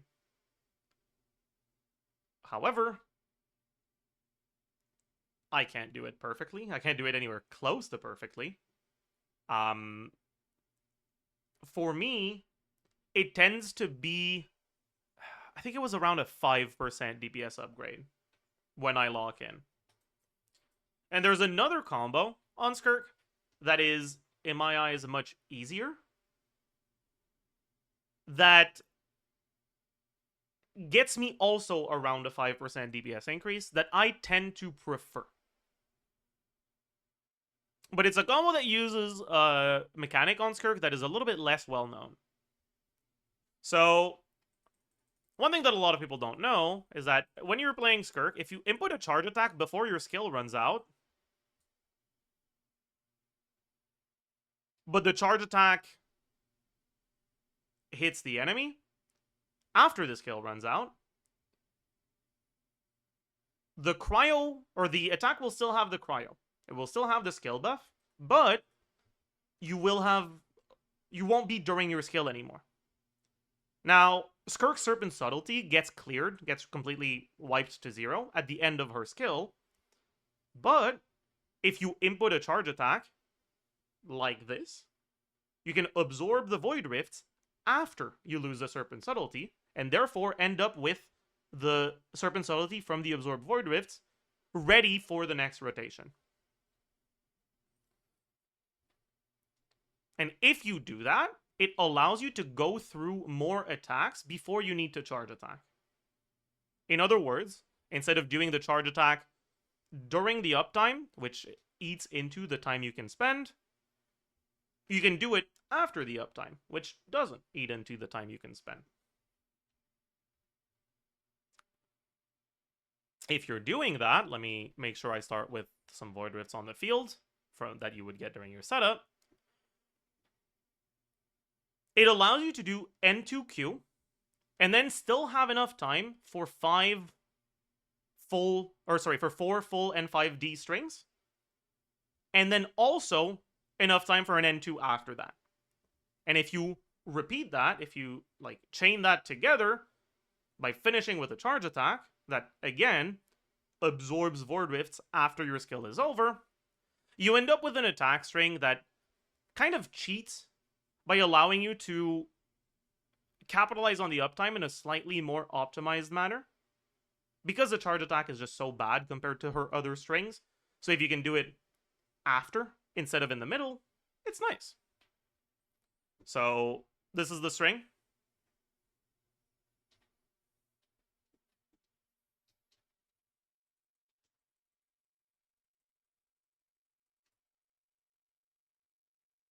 Two,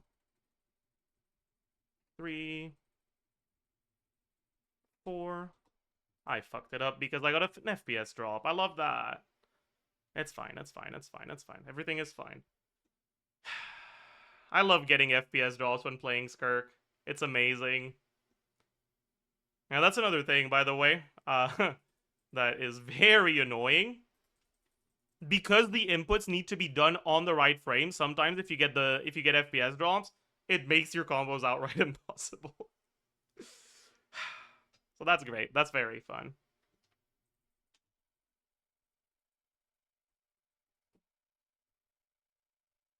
Two. That was pretty late. 3, 4. There we go.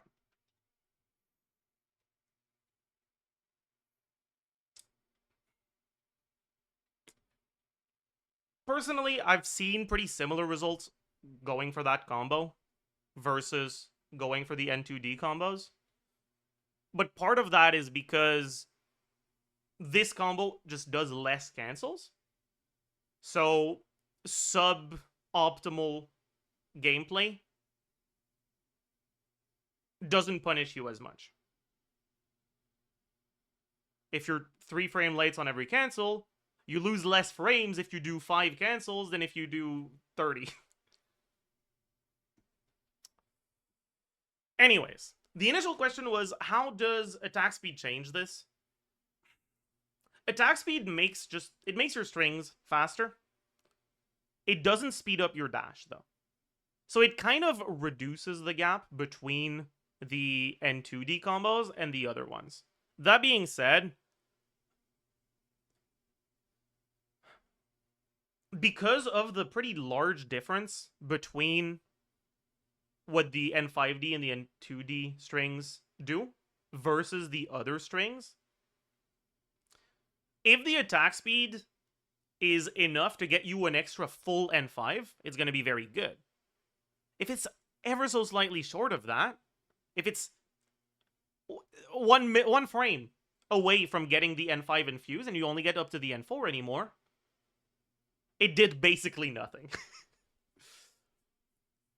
So it's very, very breakpoint related, and those breakpoints aren't even consistent because, like I said earlier, one, well, you can have error in execution by doing your cancels a little bit too late, and 2, you can have error in execution by not mashing fast enough.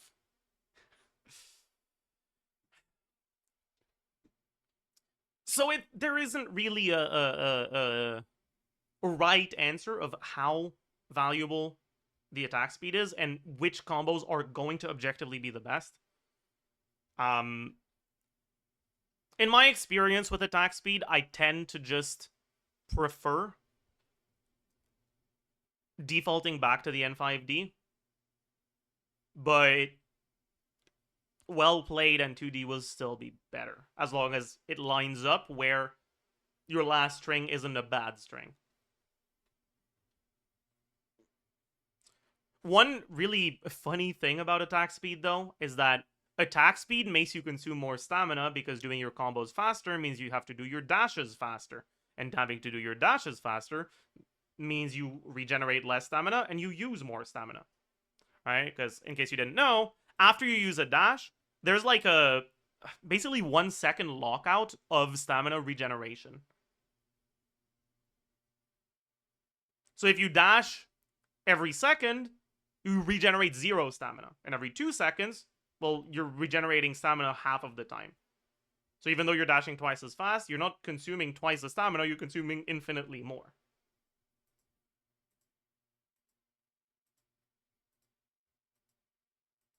Right, you can see the stamina bar never starts going back up. Oops, I did too quickly there, so I got on dash cooldown.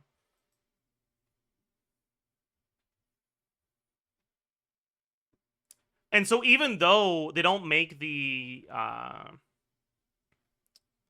even though attack speed doesn't make her combos that much faster, even just a little bit faster is a pretty meaningful difference in the amount of stamina that is being used.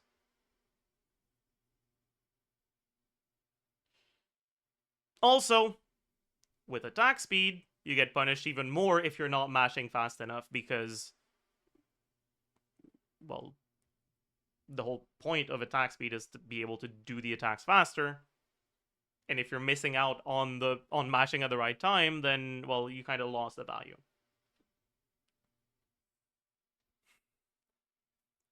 Unfortunately, SKIRK combos aren't like a lot of other characters' combos where it's pretty straightforward what to use when and like how difficult each combo is and how much you get from doing a combo.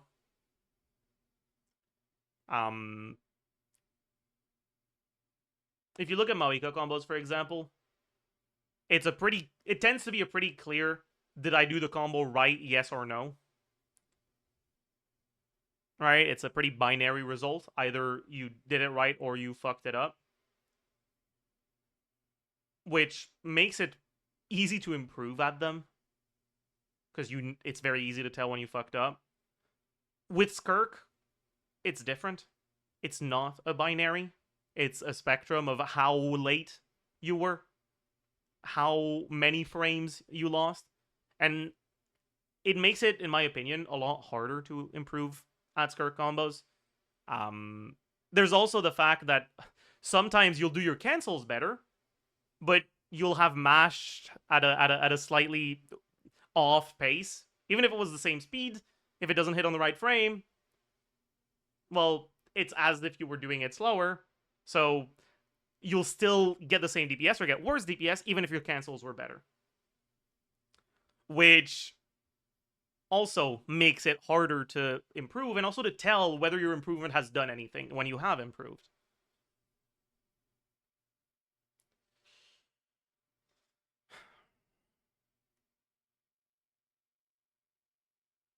But yeah, that's basically it for the combo talk. Let's move on to the next question.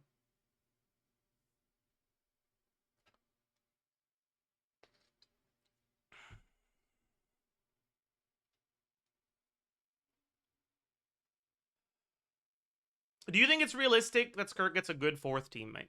Okay, that's an interesting question. I think eventually, for sure. I think with the way that Genshin is balancing their game right now, it's pretty clear to me that the way the meta is going to go moving forward is that they will keep releasing pieces of teams to make you feel like, well, eventually, you know, when every meta character is going to be at 180k DPS, SKIRK is going to feel kind of awful. But you've already spent the wishes to get 3 units for a SKIRK team, so you kind of feel the sunk cost fallacy of like, oh, like I've already spent so much on it. They're releasing a character that buffs SKIRK, and sure, it's only going to bring it equal to the other teams, but like I have to get it because like I want to be able to keep using SKIRK, and I think they're just going to keep doing that going forward. So I definitely do expect SKIRK to get a premium last slot eventually. Because right now, other than SKIRK, Escafie, and Farina, right, your last slot option isn't ideal. You can either go for a unit that is incredibly synergistic, but weaker, or a unit that is less synergistic and stronger, right? So the most synergistic unit here is Shenhe, but Shenhe's numbers just aren't that great. Comparatively, some less synergistic units like Yelan, like Citlali, like even fucking Molani, Mona, are all pretty solid choices as well, just because they're more powerful. I'll be right back, actually. I'll remember that I'm talking about that, though.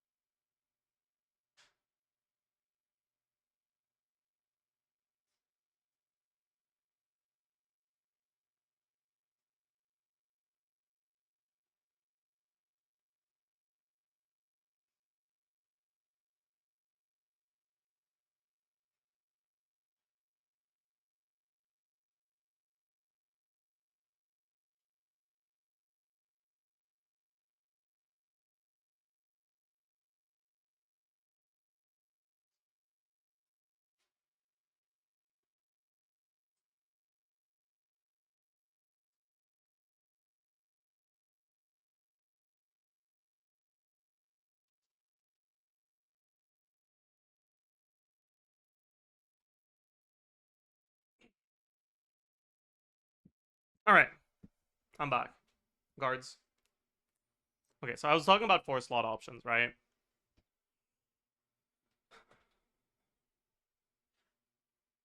Yeah, we can talk about those 4-slot options a bit more as well. Right now, I would say that the best 4-slot options for SKIRK, depending on what exactly you're fighting, it tends to be between Shenhe, Mona, Yelan, and Citlali.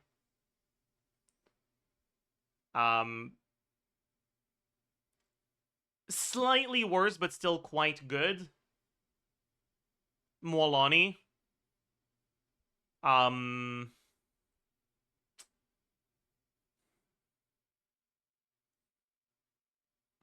Dahlia. Charlotte is okay. And then a bit more noticeably worse, but honestly still completely fine as like basically every other unit. That's Hydro or Cryo. One weird thing is that Mika and Citlali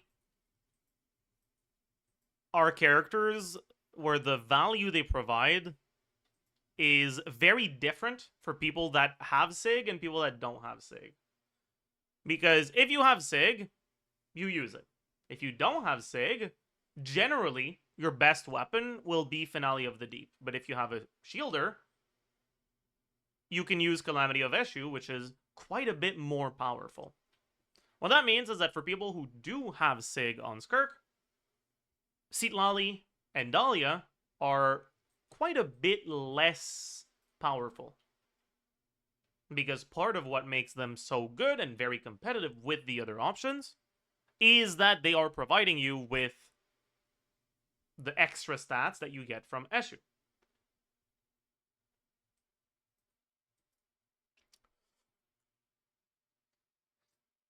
Mona is also a pretty interesting one, where when you're against freezable enemies, she's a lot more powerful than when you're against unfreezable enemies. Because Mona's Omen duration in these teams that don't extend Omen with the Witch buff only starts when the bubble explodes, and the bubble only explodes when enemies take poise damage, which is like when enemies receive an attack that has the potential to stagger them, even if it doesn't end up staggering them because they're still too solidly on their feet. But while enemies are frozen, they're immune to poise damage. So frozen enemies tend to provide you with much better uptime on Mona's Omen. That being said, freeze is weird, and the way that the reaction works is the longer an enemy is frozen, the more they gain freeze resistance. And eventually, instead of getting perma-frozen, they'll start going on and off between frozen and not frozen. And at that point, as soon as they get unfrozen once, the Omen duration starts. So with Mona, generally against freezable enemies, your first rotation is much more powerful, but the rotations after that are a little bit worse because, well, a good amount worse actually, because you don't have that Omen extension anymore. Because the enemies have developed enough freeze resistance. Obviously, that doesn't matter against bosses that can't be frozen, and if you're ever against enemies that are immune to stagger entirely, Mona's value will skyrocket. And there are some enemies that are immune to stagger entirely. I don't have a list off the top of my head, but the one I'm thinking of is the Raiden Shogun boss fight. After you break the Electro Shield, becomes completely immune to stagger. So Mona's Omen is pretty much always going to last forever against that. If we start getting bosses that have periods where they're immune to stagger, that can artificially increase Mona's value in these teams.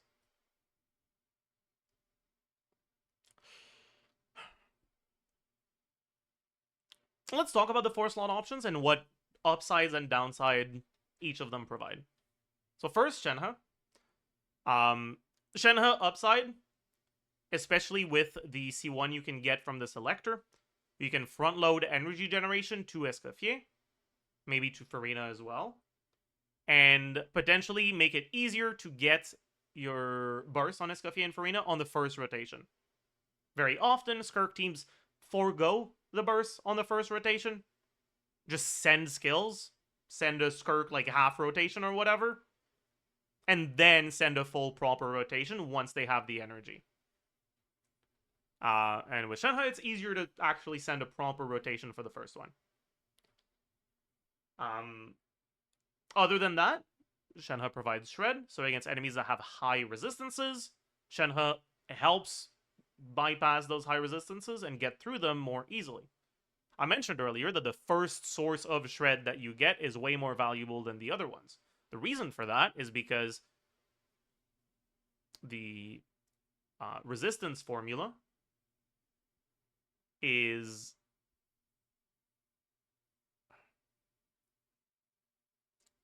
that between 0 and 75% resistance, an enemy's resistance is just effectively multiplicative damage reduction. If they have 30% resistance, they take 30% less damage, period. But below 0, it's half as effective. If an enemy has minus 10% resistance, they don't take 10% more, they take 5% more. That means that your first source of Shred, as long as it's at least 10, is very, very good. But after that, it's a bit less good.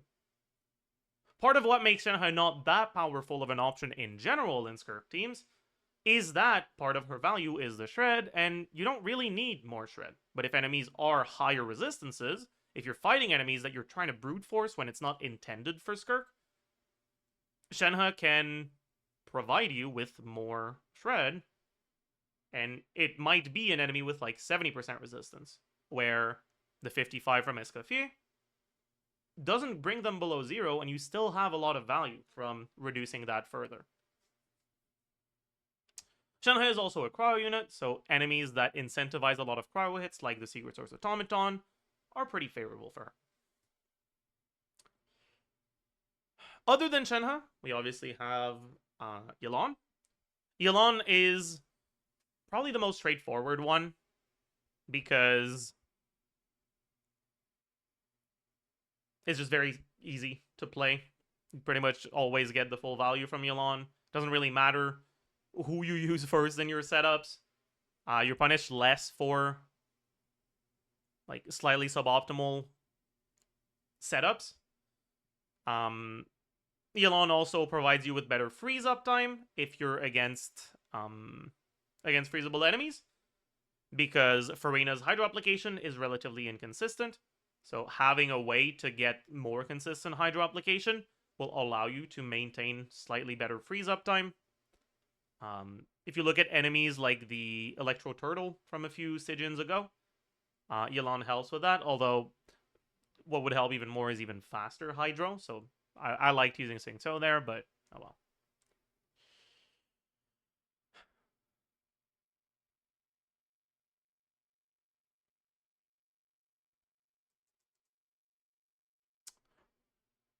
The next other good option is, I mean, Mona. I quickly talked about Mona. I talked about the Omen.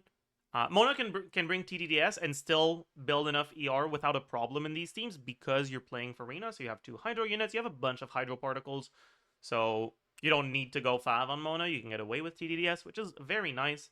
It allows Mona to, at worst, even with no Omen uptime, be TDDS and like either Noblesse or TOM or whatever support set you want to be bringing on her.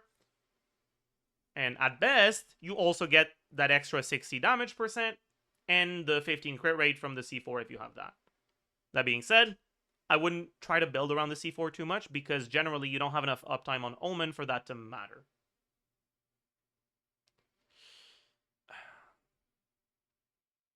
And the last one here is Sitlali. And Sitlali is weird because Sitlali's value can vary quite a bit based on how you do your setup.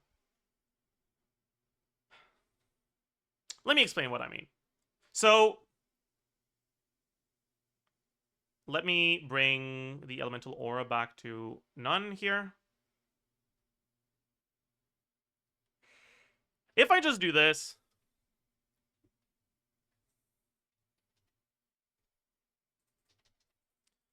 and you look at the reaction tracker on the bottom left of the screen, you might be able to notice Sitlali did not get a reaction. If I hide chat for a little bit, and we look at the cryo damage from SKIRK, it's at 46. This Sitlali is on scroll, and the enemy was frozen. And yet, we didn't get this cryo damage. The reason for that is because applying cryo on a frozen enemy doesn't necessarily trigger frozen. In order to trigger the reaction, you need to have a Hydro Aura. Now, there can be a Hydro Aura hidden underneath a frozen aura, but it can be really hard to tell. And with Sitlali, the difference between getting that 40% and not getting it is massive. 40% is almost a full Goblet's main stat worth of stats. That's so much. There are a few ways to make it happen. Number one, we can just swap from Sitlali, or from Farina, to Sitlali instead of to Escoffier. If you do that, there will be Hydro on the enemy, because you just came from Farina. But you haven't gone to Escoffier yet, so you're about to give TTDS to Escoffier, which isn't awful, but it's way worse than giving it to SKIRK.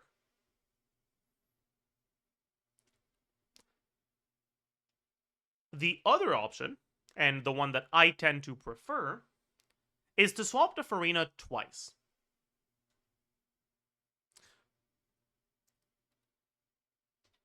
If you open with Farina Burst, then you do Escoffier EQ, and then Farina E. Look at these pets, and look how all three of them hit at the same time when you use your skill, about a second and a half after.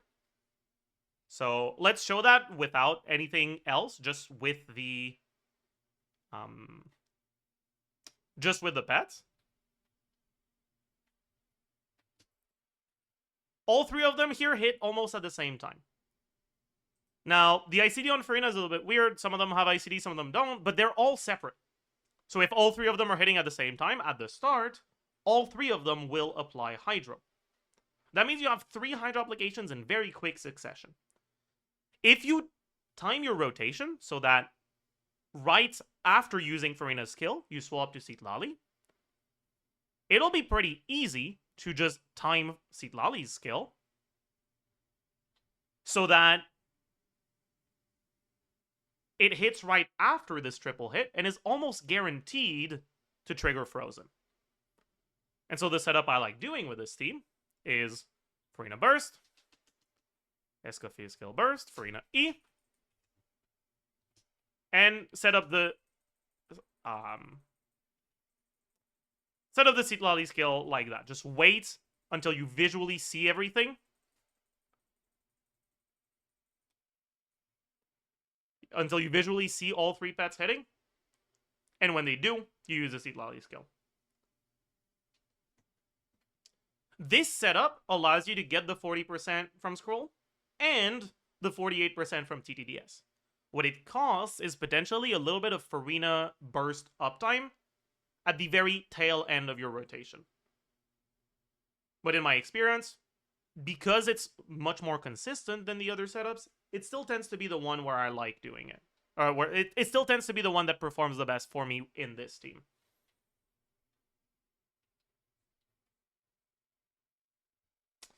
If you're not using TTDS on Citlali, if you have her signature weapon, or if you have a Wandering Even Star, you don't have to do this, and it makes the setup even more consistent, because you can just go from Farina to Citlali. But doing the double swap on Farina doesn't really tend to be that big of a downside, as long as you learn how to do it, and you don't have too much ping. Because if you don't do it, if you just do like whatever other setup, right? You finish SKIRK rotation, yeah, then you just go Farina EQ, Citlali E, Escoffier EQ. Then you swap back to SKIRK. Skill is still on a like 1.5 second cooldown. So you have the time to spare because Citlali, while a 5-star character, is not a character whose burst is important in this team. The burst doesn't do anything. You don't need to have the cryo application from her Night Soul triggering, or her Night Soul reaching the breakpoint to start doing off-field cryo, because you're not a melt team. And so if instead you do the other setup,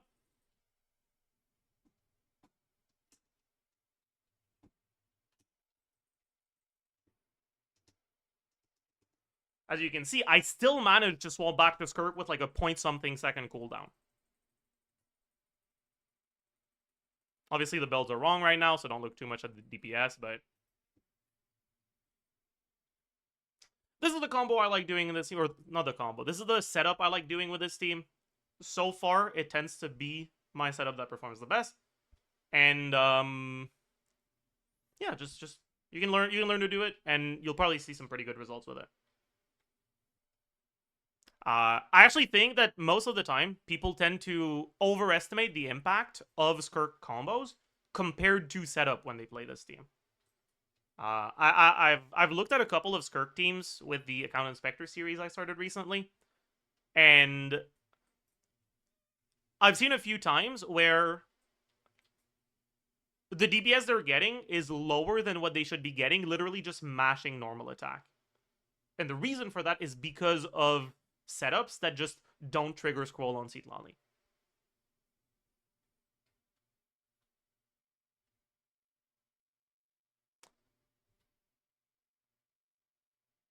You can use Molani, yes, instead of Citlali, in order to be able to get both TTDS and scroll without needing to do this.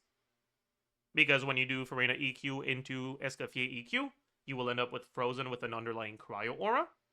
So it's very easy to just trigger Frozen with a Hydro character.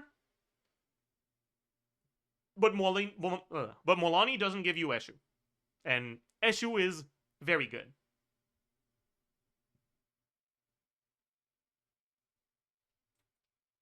Technically, there's also a little bit of shred for Farina's damage that you get from Seat Lolly, but that doesn't really matter. It's Farina. Like, it won't really matter. Anyways, that's it for the last slot question. Next question.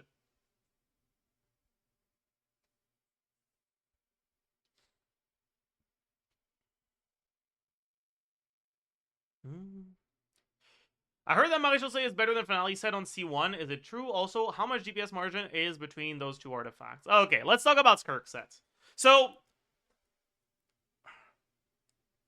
SKIRK effectively has two pretty good sets, right? She has her Finale of the Deep Galleries signature set, and she has Maréchal. She technically has other set options that you can use, right? You can technically use, I forgot what it's called, the Wanderer set. But with SKIRK combos getting more streamlined, doing a charge attack early tends to be pretty bad. You don't really want to do that. So it's not as good as I initially thought back in the day, but it's okay. Like, technically you can do Vermilion, I guess, but it's just not ideal. Really, you have two main sets. And the difference between having those two main sets and something else is pretty big. The difference between those two sets can be big or small. And it depends a lot on a bunch of different factors. So, what are those factors? 1. Maréchal gives you crit rate when your HP moves. That means that if you do damage before your HP moves, it might not get the crit rate. Because of that, when you do the SKIRK setups that... Right, let me just get this, okay? When you do the SKIRK setups that open with burst, when you swap in, your HP doesn't move. So you won't get the crit rate from Maréchal. If you have Escoffier deployed,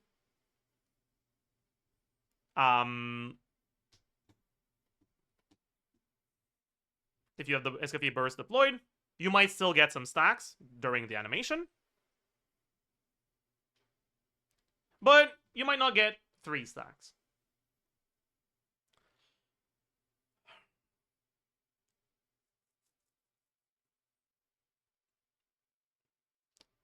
On top of that, if you get crit rate externally for your SKIRK, it tends to be very difficult to stay below 100 crit rate when you're on Maréchal. Maréchal gives you 36. Quarrel Resonance gives you a somewhat conditional 15, but it's still valuable to be below 85 without it. So that's 51. You start with 5, obviously. So that's 56. And if on top of that, you're getting extra crit rate from, say, Eshu, another plus 16, or Sig, another plus 22, you end up with, well, with Sig, starting at 78. Now, there are some characters where starting at that amount of crit rate isn't that insane of an issue. So, for example, if you were to go Molani with Mona, where you start around that amount of crit rate with Codex, if you're not on a crit rate weapon, it's still not the end of the world, because on Molani, HP and EM are basically just as valuable as crit. On SKIRK, though, it's different. On SKIRK, if you are... On SKIRK, first of all, she has 1 less useful stat. So she only has 3 real useful stat. I'm not counting flat attack here. Like, technically, it's better than nothing. But she only has 3 real useful stats. Crit rate, crit damage, and attack percent. In a lot of teams, she already gets a lot of external attack percent. She can get Noblesse, she can get TOM, she can get TTDS.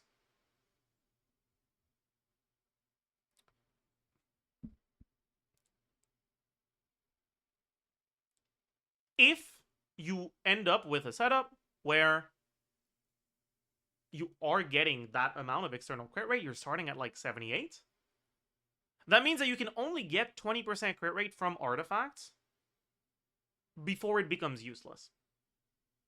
The problem is, when you only have 3 different useful stats, it's a lot more difficult to maintain one of those stats at below, what is it, like 7 rolls, while still having a good amount of total stats. For example, on your circlet, right, crit damage is main stat, so the only useful substat you can get are crit rate and attack percent.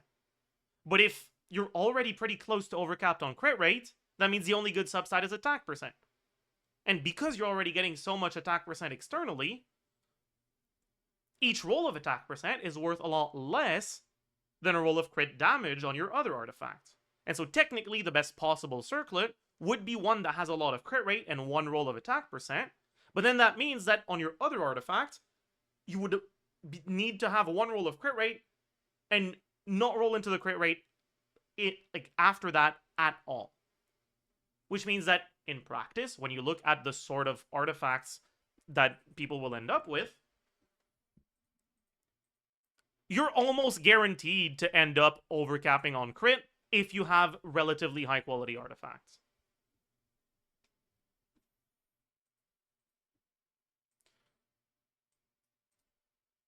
Just one example here. This is like one of the best feathers on my account.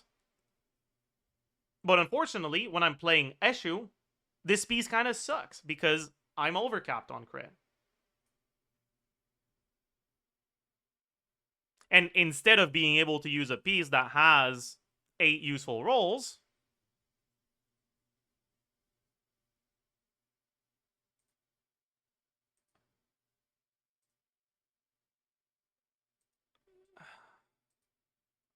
well, actually, I guess I stay on it. But instead of 8 useful rolls, it's like 5 useful rolls. And, well, artifact quality of 5 useful rolls is quite a bit lower.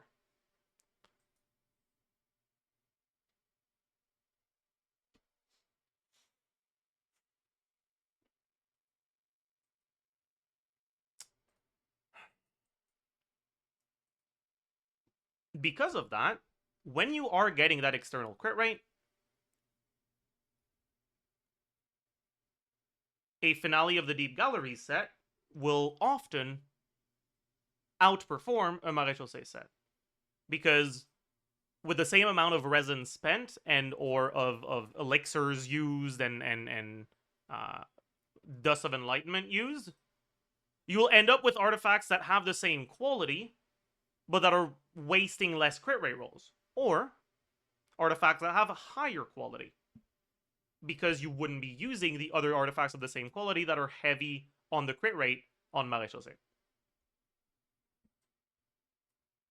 And so as a general rule, if you have her signature, or if you're always going to be using Eshu, or if you're using another crit rate weapon for some reason, I guess, you're really going to want to use her signature set. One annoying thing about the signature set is that it only buffs normal attack damage. Technically, burst damage if you do the burst playstyle and you lose the normal attack damage for 6 seconds after burst, but for the sake of like normal SKIRK gameplay, it only buffs normal attack damage. SKIRK C1 is not normal attack damage, which means that it gets literally nothing from the 4-piece of her signature set. It still gets the 15% cryo damage, but that's it. Which means that at C1, if you aren't overcapping on Maréchaussée, the Maréchaussée set will generally tend to be better, because losing out on 15% normal attack damage bonus while getting 36 crit rate is way better than losing out on 60 normal attack damage bonus while getting 15 damage bonus. But how often do you see a SKIRK that's C1R0? Because Azure Light just tends to be a much better option for vertical investment SKIRK than C1, especially on the current banner. And when you are on Azurelight, it's a lot harder to make Maréchaussée work. And if you are overcapped on Maréchaussée versus losing the value of this on the C1, it tends to just be better to lose the value of this on the C1 on her signature set. One of the reasons why early on I was a little bit less positive on SKIRK's signature set is because the value of the artifact domain just kind of wasn't great. Unless you were playing Varessa or Shao, I guess. Long Night South just kind of wasn't great. The thing is, nowadays, Golden Troop has also lost a lot of value. The Golden Troop is kind of a fraudulent set now, because a lot of the characters that are good with Golden Troop are just as good on the support sets. Or better. Yeah, thank you for the raid, by the way. Sorry, I'm recording a video, so I won't be able to address it very much, but thank you. What was I saying?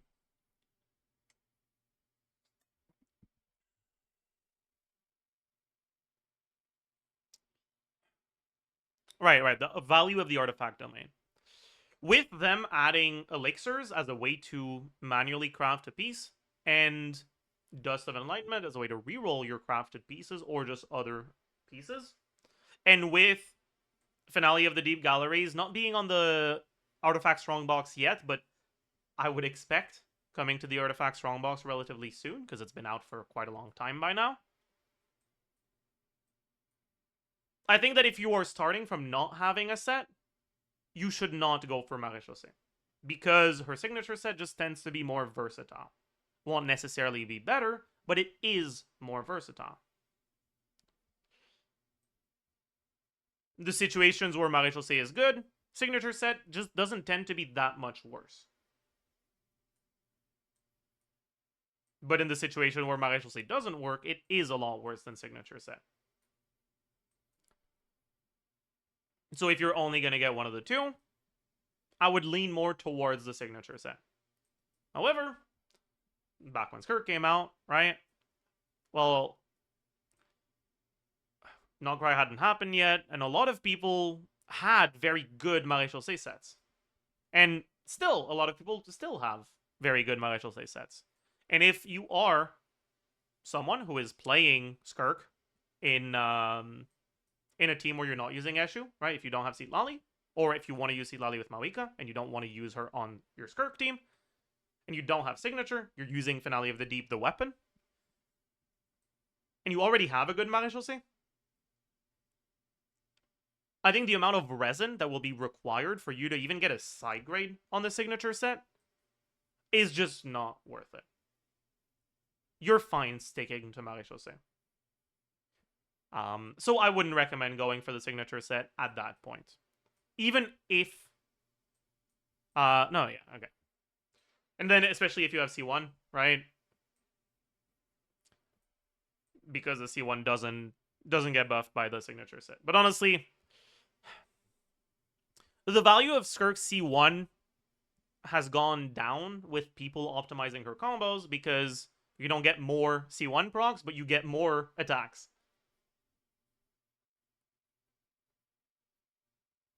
So the value of the C1 as a whole is a bit lower than I initially thought it would be. Still not awful, but it's not amazing. Especially with how... Oh, right, I can't look at the banners from here.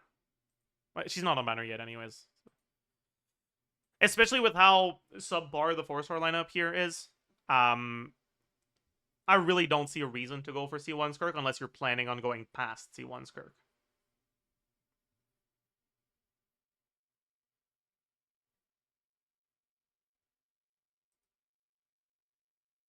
I think if you are at C0R1 SKIRK already on full premium, and you are not planning on ever going past C1, you're better off going for Escoffies C1, just because it's a similar increase, but it's a lot more versatile. You'll be able to use it on other teams too.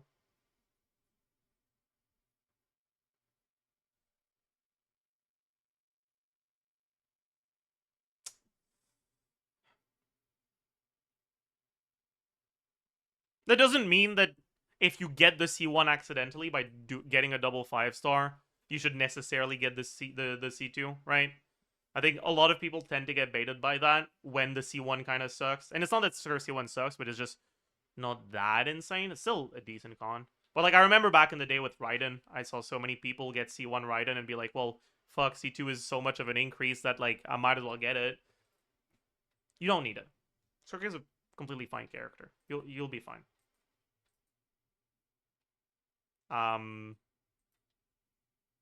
But yeah. Whenever I see someone with C1 Raiden, I get happy and proud. Cause like I know that they didn't go for it intentionally, but if they're at C1, it means that they had the self-control to not go past it. And it makes me happy. It makes me proud. But we are getting completely sidetracked. Let's go back. Let's get back to questions. So next question.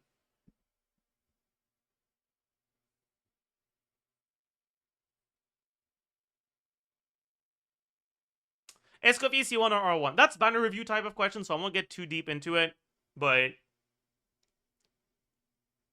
with the ways the banners look, I would definitely lean more. If you don't have Azure Light, just go on the weapon banner. If you do have Azure Light, honestly, probably still weapon banner, because if you lose a 50-50 to R2 Azure Light, it's not even that bad. Signature weapon refines are a lot less bad than they used to be. That doesn't mean you should go for them, because like they're still way worse than getting the weapon to begin with, or generally getting a constellation. But with signatures getting more and more targeted towards one very specific thing, and having passives that provide more and more refines on those passives that increase the values of them by 25%, are also doing more and more. Still not enough to be competitive with constellations, but you're less unhappy losing to Azure Light than you would be losing to fucking Technari or some shit. Even if you already have one.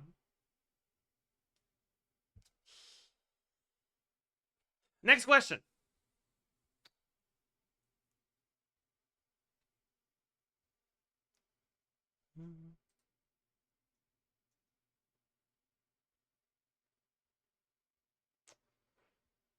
For SKIRK teams with 49 Escoffier, if I use Yelan C2 for a 4 slot, would pulling for Shenhe be a downgrade?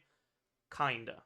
Shenhe does always have the upside of being a cryo applicator, which means that against bosses like the Secret Source Automaton, it's easier to get your uptime on being able to damage it.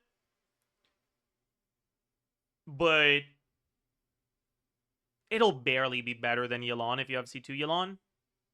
And if you just want to pull for a 5-star to make your SKIRK team stronger in that situation, Shenhe will do basically nothing compared to getting either Sig or a constellation. If you like Shenhe, you can use her though. Like one thing I want to make very clear, like as much as I'm very negative on Shenhe as a whole, she is still most definitely one of the good options in a SKIRK team. So if out of the good options, she's the one whose character you like the most, and you are someone who at least partly pulls for characters because of how much you like them, don't let my relatively negative opinion convince you that she's worthless. She's still okay.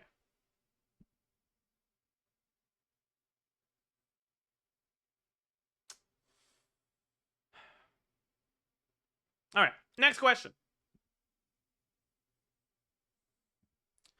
How much crit rate if you play with Mona's C4? That one's kind of weird, because the way to think about it is that Mona's C4 is providing you with 15 crit rate, but with like about a third uptime.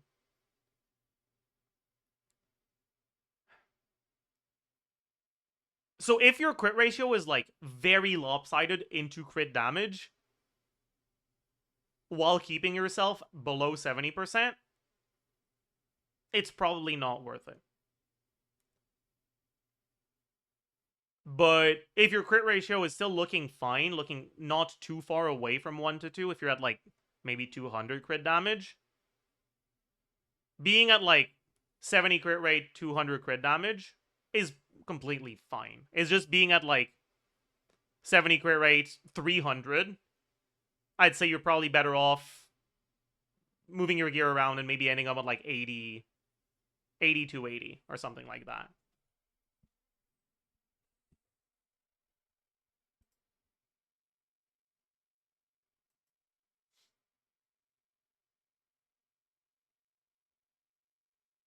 Can you add chat back? Fine. Next question. If you put Nvidia as your far slot, does it turn into a quick swap team? And is it worse for DPS doing this? And if TDS, Nvidia is not quick swap. Okay, so the SKIRK Nvidia teams are like, okay. I'd say that SKIRK Escoffier is one of the like SKIRK Escoffier quick swap is one of the options that you have for Nevilet's wheelchair teams. And it's pretty similar in output to the other ones. I'd say with equal artifact quality across the board and a pretty solid SKIRK build, it's probably the best one of them currently, but by a very small margin. But Nevilet is not SKIRK's best team.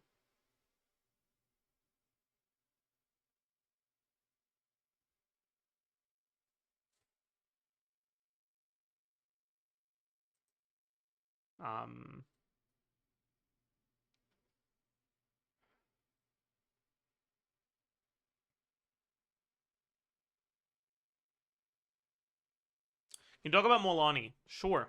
Let me make sure my Molani is on scroll.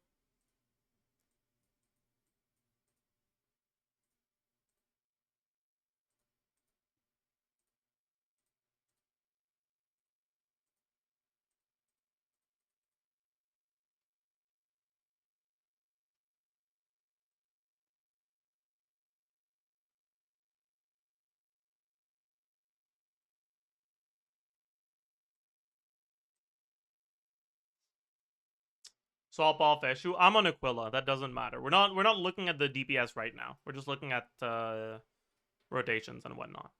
So the biggest advantage of using Molani as your last slot is that you will get a very reliable scroll and TTDS. Because the very default combo, very easily, as you can see here, you can't see it, I'm gonna have to hide chat again, gets a frozen on Molani. It's very easy to get frozen after Escoffier's burst, because Escoffier's burst is 2U cryo, and it ends up being timed to hit at a similar time as the other skill hit. So it always wipes the cryo and then applies cryo, or applies cryo to wipe it and then the burst applies to you, and then you're basically guaranteed to get the frozen. The only problem with that is that, let me actually get infinite energy because I'm not sure I have enough VR to do this.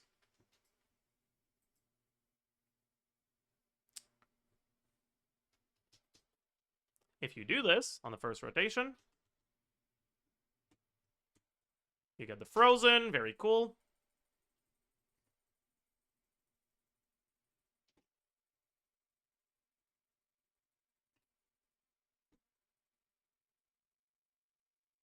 Okay.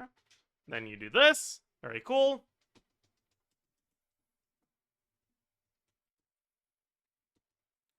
I guess it was fine here, actually. Wait.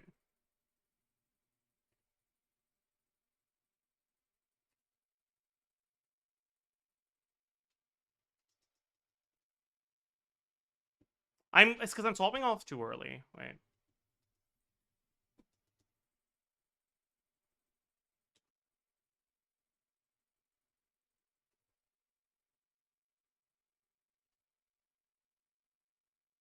Oops, that was unintentional.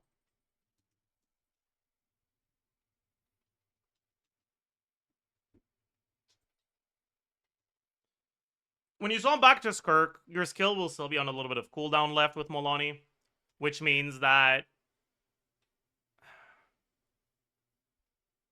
you'll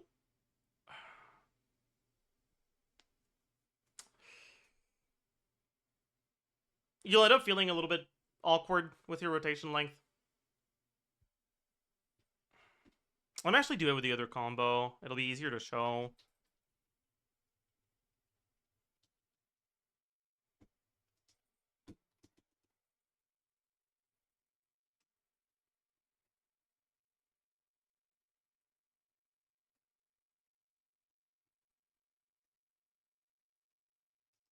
Ooh, I definitely fucked that up.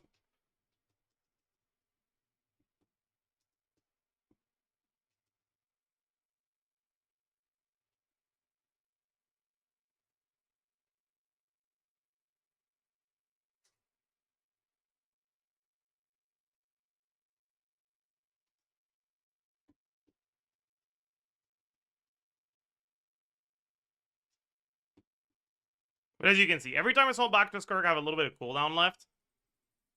That's because...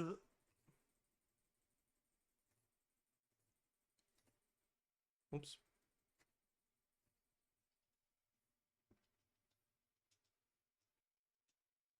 That's because Molani's field time is relatively short when you do this. Problem is, Molani's burst animation is really long, so if you use skill burst on Molani, it's still kind of too long. Another thing you can do is, right, after you swap out, you go Molani E, and then Farina EQ, Escafia EQ, and then back to Molani, but then you have a little bit of cooldown on Molani too, and that delays your Skirk next rotation a little bit too. All of this to say, Molani's a pretty good option, but because of slightly awkward timing for the cooldowns, you're not getting the maximum possible value out of it. So it's good, but it's not insane. It's one of your options. Alright, part of why Seed Lolly works so well is because with that one extra swap on Farina, the timing works out perfectly. You saw back on Skirk with like 0.1 second left on the skill. Obviously, though, a lot of these comparisons are very dependent on these specific timings. And if you have higher ping, it's possible that those timings, those breakpoint and those windows, change. If a certain setup swaps to Skirk with 1 second left on the skill, and you're playing on 300 ping, well, each swap is 0.3 seconds. So if you have to do 4 swaps, you lose over a second just from your ping. And if that's what's happening, then, well, that team that was a little bit awkward because of that 1 second isn't awkward anymore. The teams that aren't awkward to begin with, you're losing a full second of rotation length on.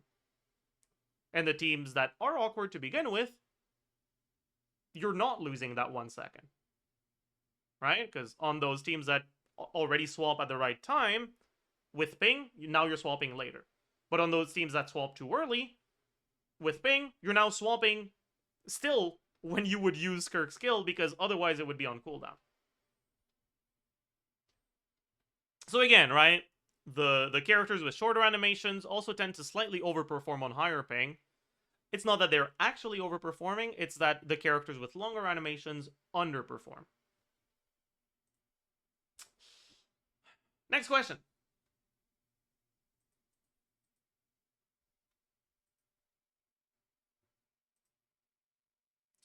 What are her talent priorities? That's an interesting one. Skill. Level the skill. Skill is her main source of damage. Burst is pretty meaningless, right? The levels on it,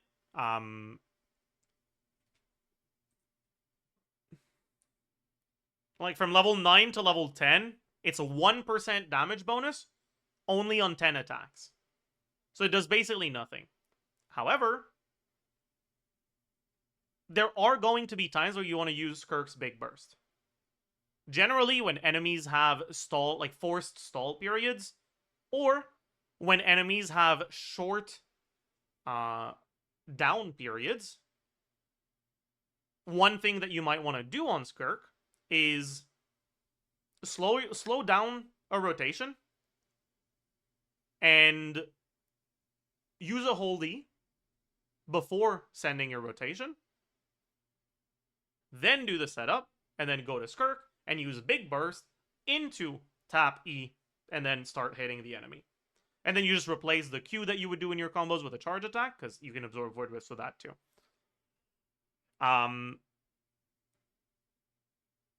Because when enemies are stalling, if you can't hit them, then sending your next rotation doesn't do anything. And if enemies have short periods where you can hit them, or where they have reduced resistances, being able to front load a lot of damage during that period can be very good. SKIRK's Burst also has much better AoE. So, for example, against the Mandragora, if you're trying to play SKIRK against a Mandragora, obviously, for this Sigin, that's not really impactful because you're probably playing SKIRK against the Secret Source Automaton. But if there are other enemies kind of like the Mandragora in the future, SKIRK's Burst can actually hit all of the mini Mandragoras, whereas the normal attacks are not. they're not even close. And so, setting up a rotation with Burst allows SKIRK to get through the Mandragora boss.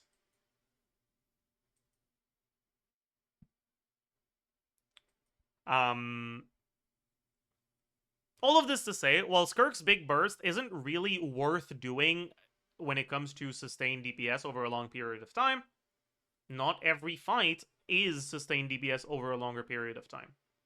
And there are going to be situations where it is worth using. And if you are using it, it's worth crowning. So I do think SKIRK is a character that you should try to double crown if you play her a lot.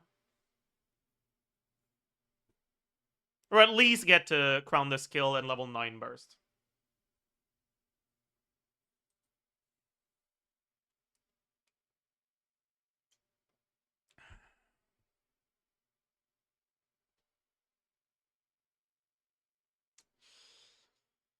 Next question, and do remember we can also take Escaffier questions, because it's both of them. It's not just SKIRK.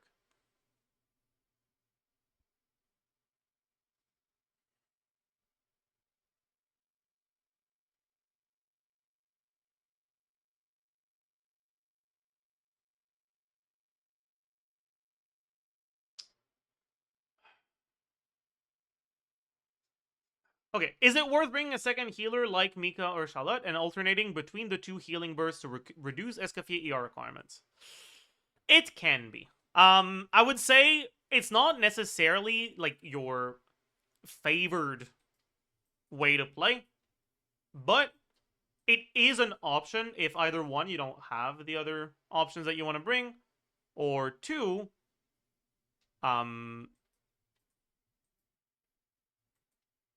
you need to bring another healer for whatever reason.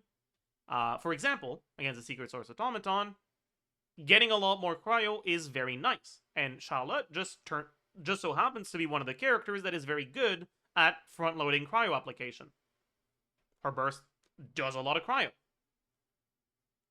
And so because of that, against the Secret Source Automaton, for people who aren't using Shenhe, Charlotte is actually one of the better options. Oops, what the hell is that?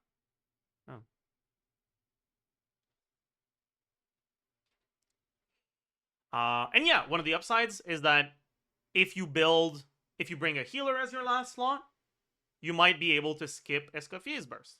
And skipping Escaffier's Burst means that you don't have to build ER on her, which has the same upside that I mentioned earlier for Ayaka teams, where because you don't have to build ER, Escaffier starts doing more damage, which is pretty good.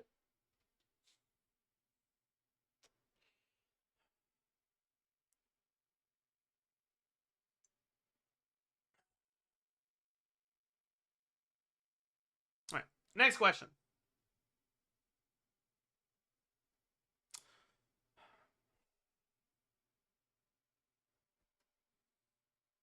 Can you talk about Escaffier's value for characters other than SKIRK? I mean, I already did that, I think, enough at the start when I talked about Escafier's current place in the meta. Oh my god, okay, what's this? Hi! Okay, Jamie KB9V says, hi. I am a returning free-to-play player. I got myself Flinzy Nefa Columbina. I have no other good team. My second best team is Nevile Hyperloom with Llama. I have Farina. Do you think getting SKIRK plus Escoffier would unbrick my account, or should I improve my artifacts because my attack is only 1998? The Undertaker? What the fuck is bro yapping about? You lost me.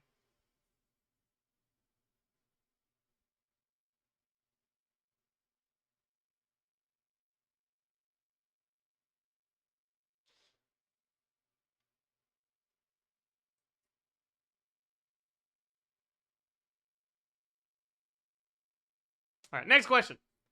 Best Escoffier set. The answer is it depends, but generally there isn't that much of a difference in performance if your characters have equally good sets across the board between Golden Troop Escoffier and Support Set Escoffier. However, people tend to have a better set quality on their carry than they do on their support. And if your SKIRK set is stronger, then you would gain more value, you would gain more damage from the support effect of a support set on Escoffier than you would if your SKIRK was the same artifact quality. So generally, if you have an insane Golden Troop, you can kind of just use whatever.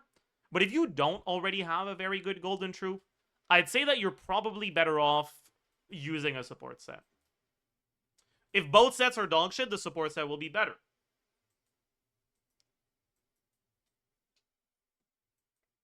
And if both are good, they're pretty similar.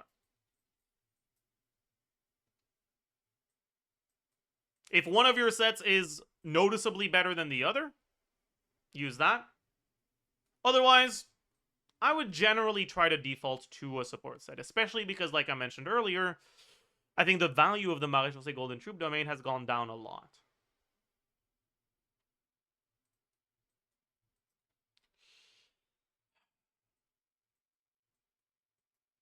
What set specifically, though? It depends.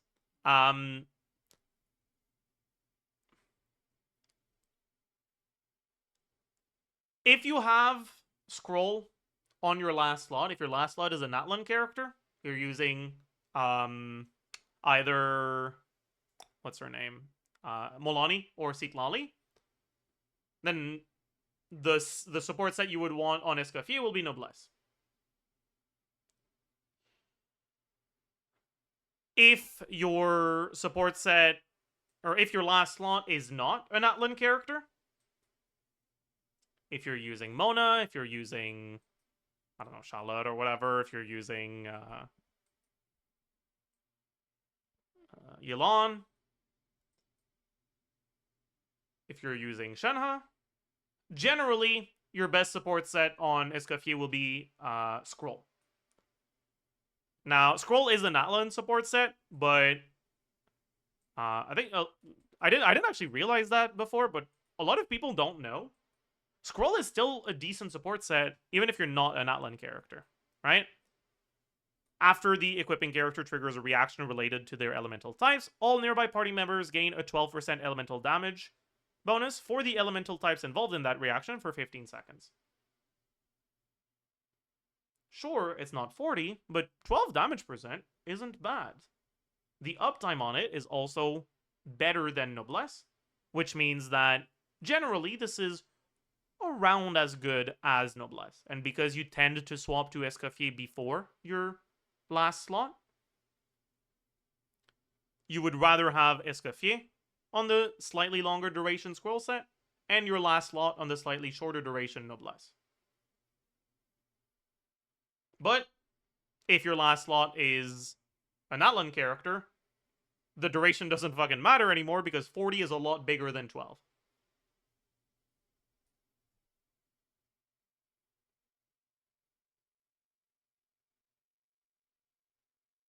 Next question.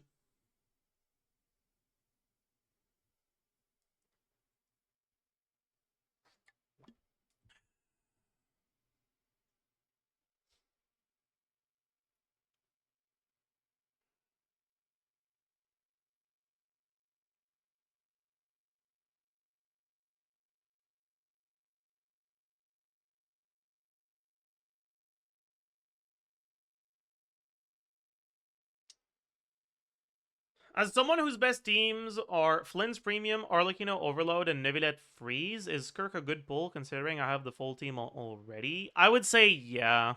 The difference between Neuvillette Freeze with Citlali Escoffier, Farina, and just Skirk in that same team is probably enough to justify her being a pretty solid pull on your account.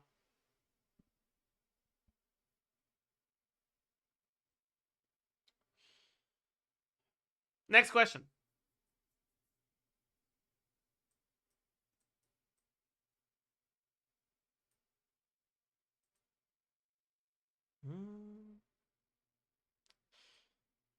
Is Escoffier supposed to outdamage Farina in a double Hydro Skirk team? It depends so much.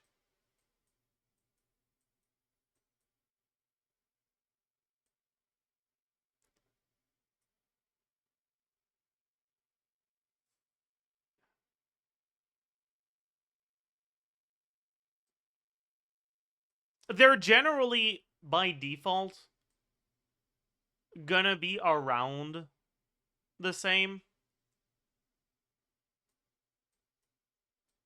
But sometimes one of them will be bigger than the other. It really, really depends on your full setup. It'll vary based on what sets you're using and which specific Hydro you're using as well. Next question. From a completely non-biased meta perspective, do you think Skirk will be power crept by another cryo DPS, seeing as Snezhnaya is right around the corner? Do you think for free-to-play players it's smarter to save pulls and get Cryo Archon or something adjacent, or will Skirk last like Mawika? Okay, so first of all, a Cryo Carry may not be in direct competition with Skirk. Right, we've had some very sus leaks of Sendrone supposedly being a Superconduct character. If that does turn out to be true, then, I mean, Superconduct might just outright be a powerful archetype. And we might get a Cryo Carry that's supposed to be used in Superconduct. And if we do, Skirk won't really fit that archetype. Now, look at the Electro Shill bosses for Flynn's. And look at how Verissa performs against them. Some of them, Verissa has no problems whatsoever. Some of them, Verissa struggles with. And so, really, it depends. It depends on what they want to do, and we just don't have enough information yet to really predict that. What I will say is, I don't expect, if you're starting from the ground up, like I mentioned at the start of the video, I don't expect Skirk to be all that valuable to get as like a 3-unit package with Skirk, Escoffier, Farina, compared to whatever package is going to be coming out in early Snezhnaya. But if you already have part of the package, then it might be different.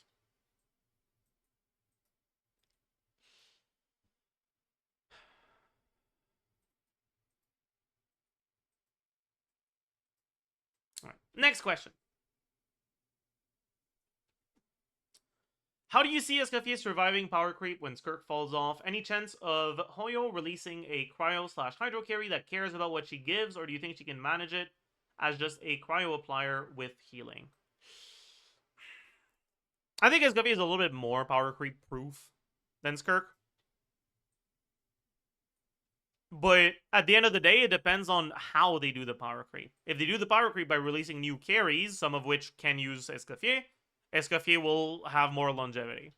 If they do the power creep by going after Skirk, by like actually trying to make Skirk's teams better, and instead of releasing new cryo carries, they release a better last slot on Skirk team, and then another last slot that's a side grade to Escoffier, then, well, yeah.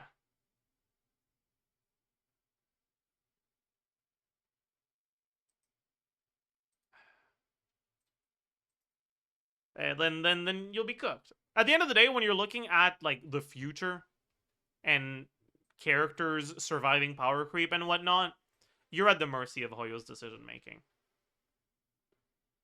If they want to phase a character out of the meta, they will.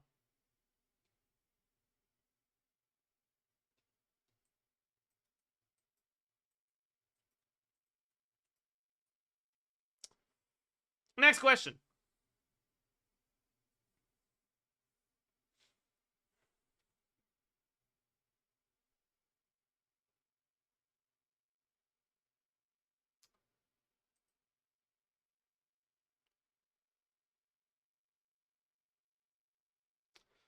If no issue and no battle pass sword, is Harbinger of Dawn good? That's an interesting question. And the answer to that is no, not really.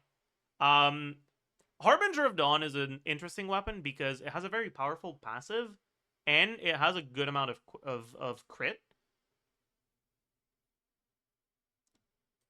But it's not a good weapon by default, right? Weapons are balanced around main stat and substat, and Harbinger specifically has a pretty decent amount of crit and a very good passive, but it's a 3-star weapon, so it has a pretty low base attack. On characters that don't care about base attack, like defense scalers or HP scalers, Harbinger is very good. On characters that care about base attack, but that care less about base attack, because they're using Bennett, and Bennett provides a flat attack buff, not an attack percent buff.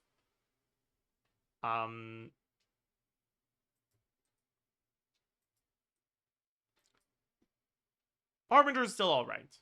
But on characters that don't get any flat attack buffs, that only get attack percent buffs, then the lower base attack on Harbinger is a pretty big deal. And unfortunately, on SKIRK, she doesn't get flat attack buffs, so Harbinger just tends to be worse than the craftable from Fontaine, the Finale of the Deep.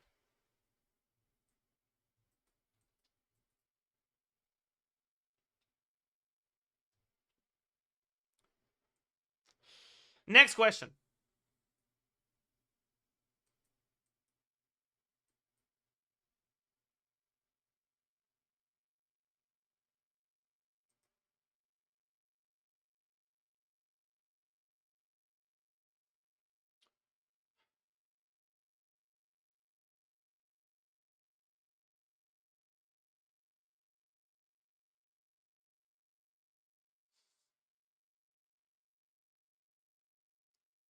Is SKIRK or SKIRK more valuable for an account if you don't have either of them? I think that depends.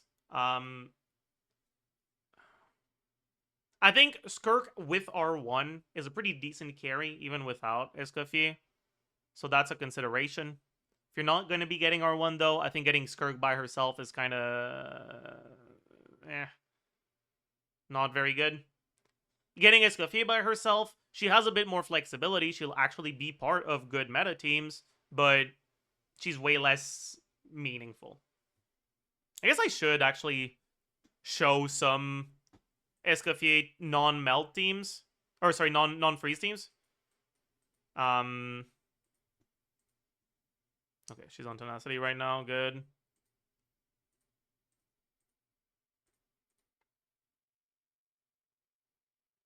Really?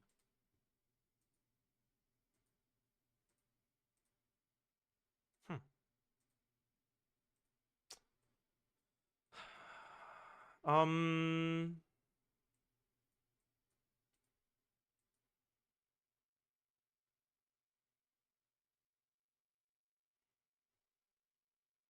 not sure how this setup works.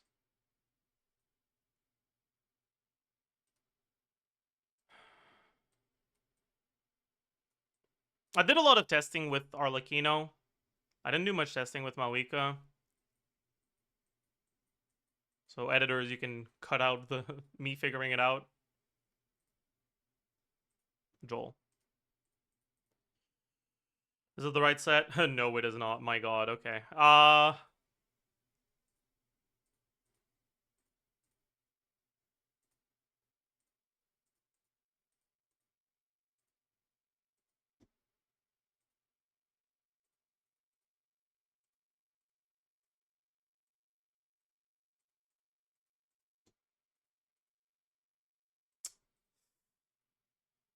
Was this one?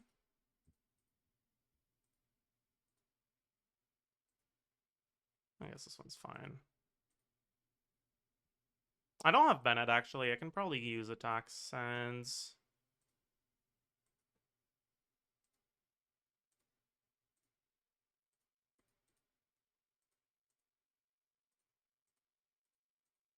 Alright. Should be good. Yeah, that's the one.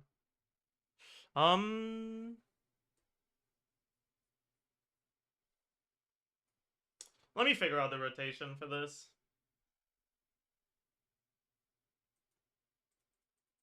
So, Mawika, Eon-san,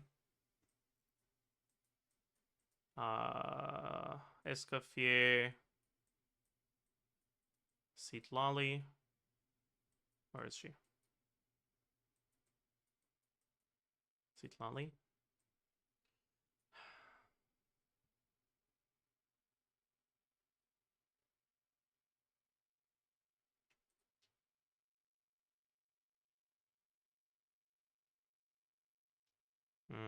Okay, so first of all, let's get the fighting spirit.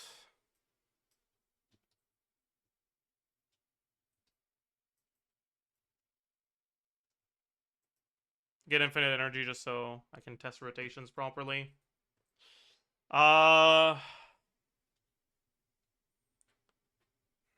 It's probably something like this.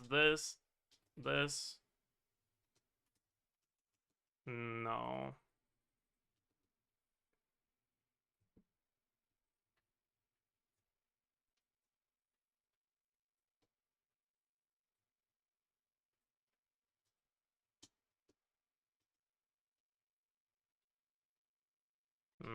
Seems like this doesn't get the, I could go instructor, actually. You're gonna do the 5 mil combo? Yeah, I forgot that. That's what I'm. That's why. That's the whole point of doing this. I should be doing the 5 mil combo. I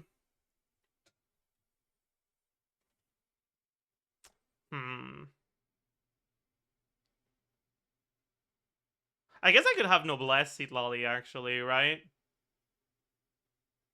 Or just instructor. Then I wouldn't need to trigger scroll with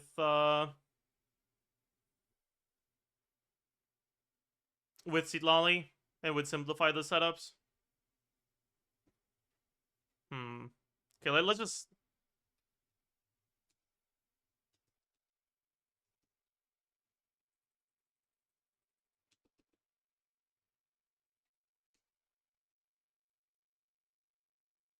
Ah, fuck. That was bad.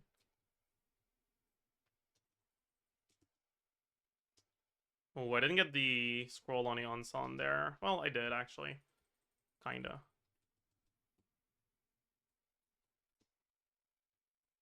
I fucked up. Okay, no. This one doesn't work.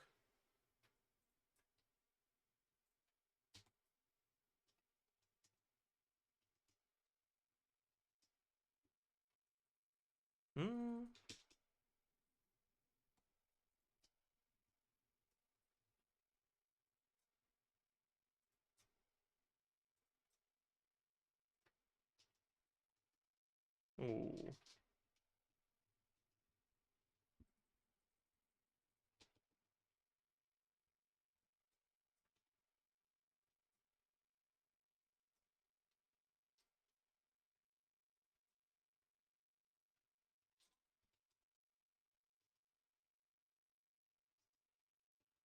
That seems doable, I think. No, we missed the melt there. Ah.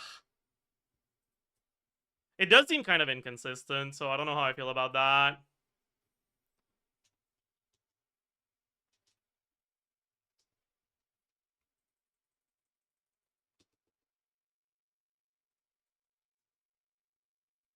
Yeah. We're not getting the melts now. Man, the 5 melt setups are... Like, they rely on you getting Cryo up at the right time from Escoffier.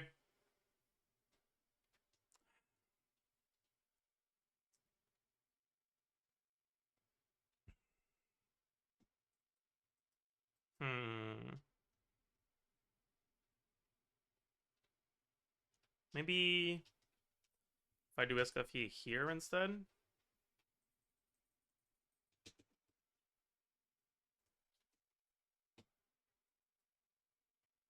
Three, 4, 5.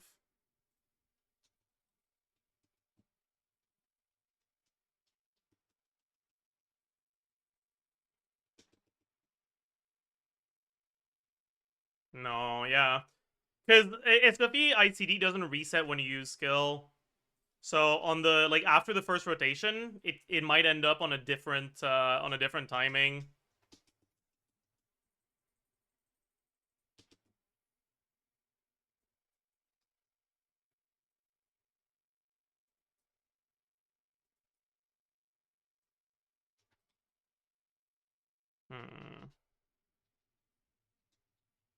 What if I don't do the N1 here? And I just... Oh, never mind. That's cooked. I guess I gotta wait out the cooldowns here.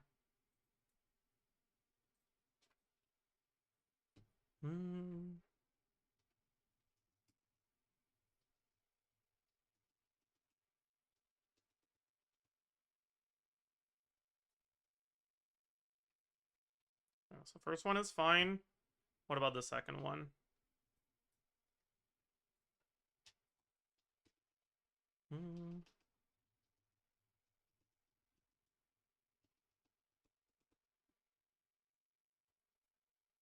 No, yeah, so the second rotation goes wrong. Because the Escoffier timing isn't good anymore. I guess I could just delay the Maoika burst a little bit. Why Yunsan over Bennett? For fighting spirit.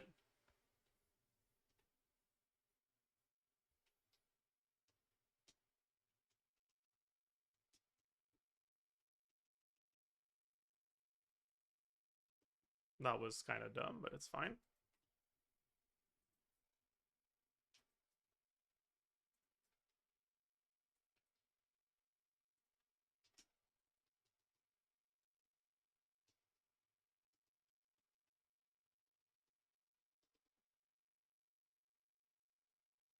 No, I fucked up. Bro, why am I so bad?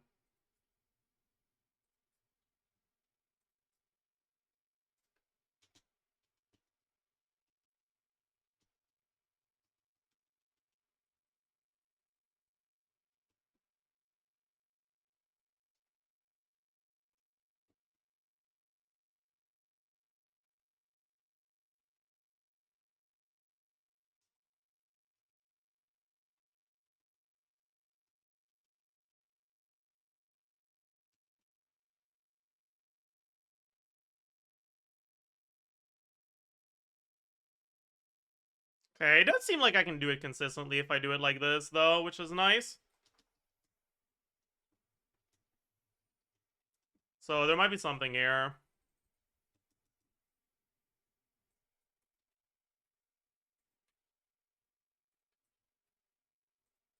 Can take a look at it with Bennett here. For people that don't have C6 Yunsan. And... maybe Escoffier burst helps with the timing. Yeah, but if you're using Escoffier burst, it's just this won't be good. Like that's not what you want to do. How did Maoika sneak into ZAJEF SKIRK? I'm doing SKIRK and Escoffier at the same time, and I want to talk about the melt teams that use Escoffier. Also, I just realized I'm overcapped on crit by 15% right now. I forgot. I guess I just... ugh.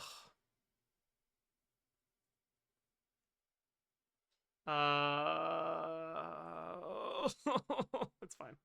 It's fine, it's fine, it's fine, it's fine, it's fine, it's fine. This is okay. Everything is fine.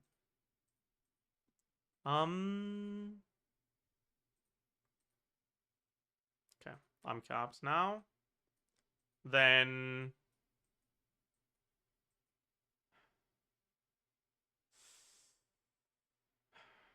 Bennett on Noblesse. Aquila. Escoffier. Yeah, my lamp is broken, so the lighting is gonna get darker and darker throughout the recording. Uh-oh. Tenacity. Seat lolly. Scroll. Okay.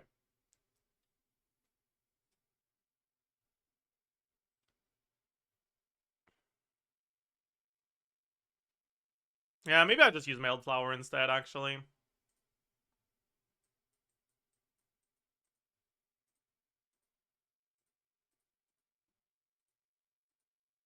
But having to get the fucking mailed flower proc is just, ugh. So painful. Hmm.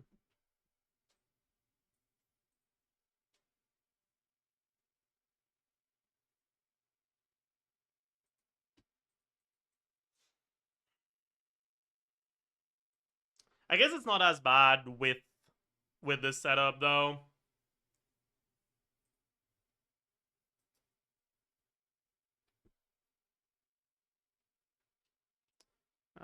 I gotta...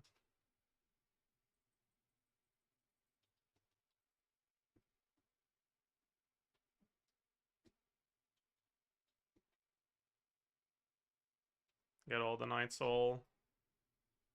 Okay. So, how am I doing this one?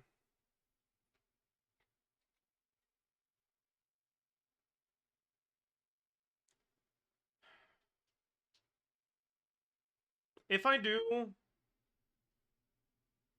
I could do EQ on Malika, actually, to simplify things. Right? I should be able to. With the extra cryo app from Escoffier.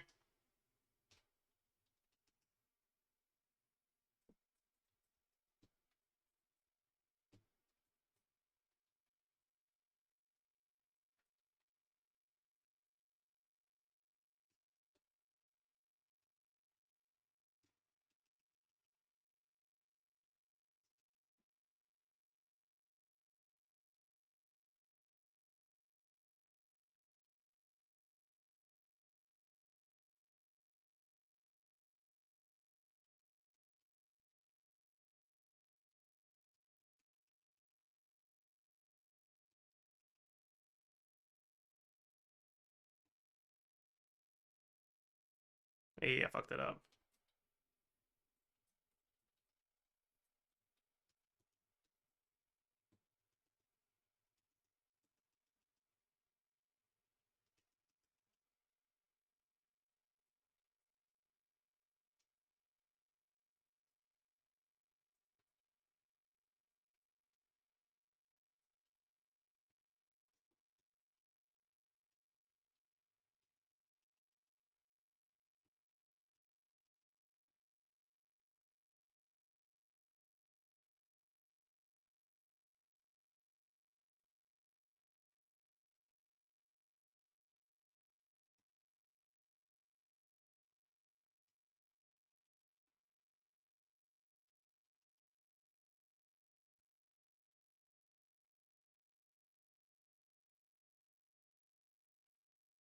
Okay.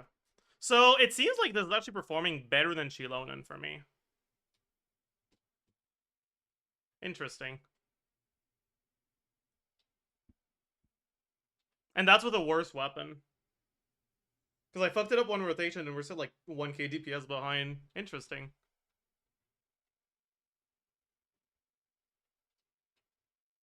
I'm kind of surprised by that. But like, it makes sense.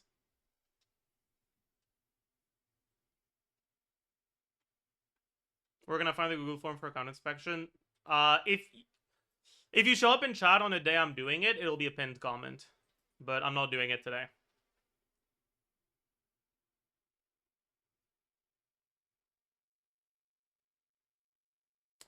Maybe I can do like...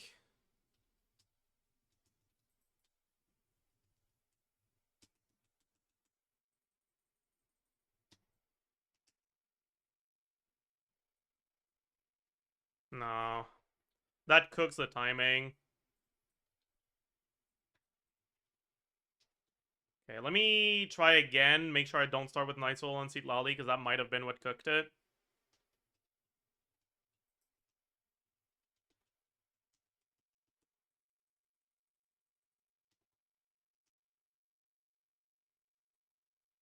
No, yeah. The timing is kind of cooked if I do this.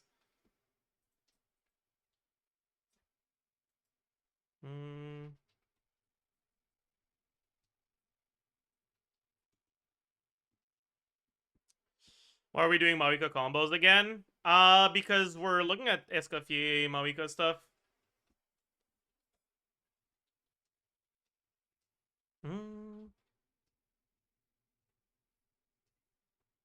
Here we're starting with full Fighting Spirit, which is kind of cheating, but whatever.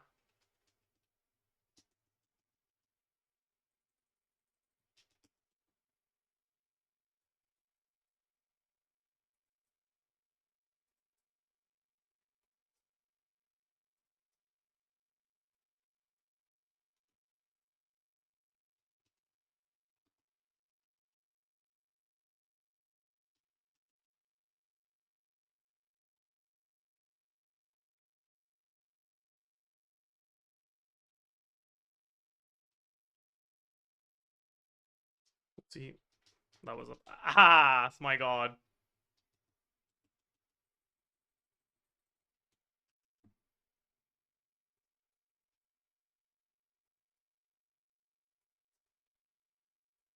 Yeah, fucked up.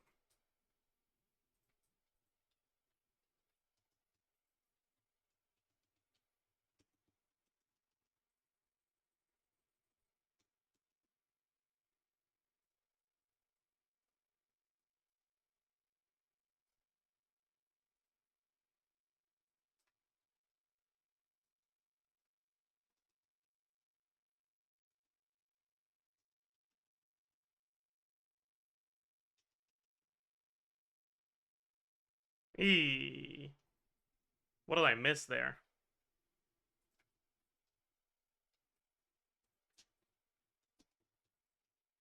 And yeah, you could probably optimize the combos a lot more than what I'm doing right now, too.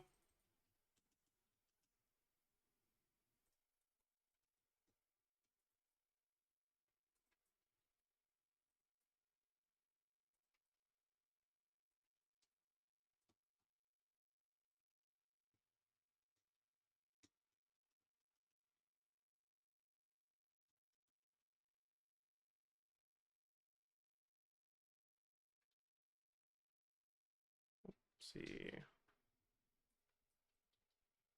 Yeah, okay. That's probably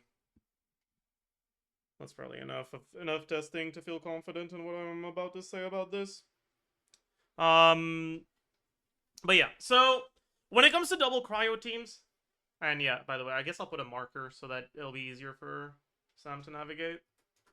But yeah, I'm done with the testing. So when it comes to double cryo teams with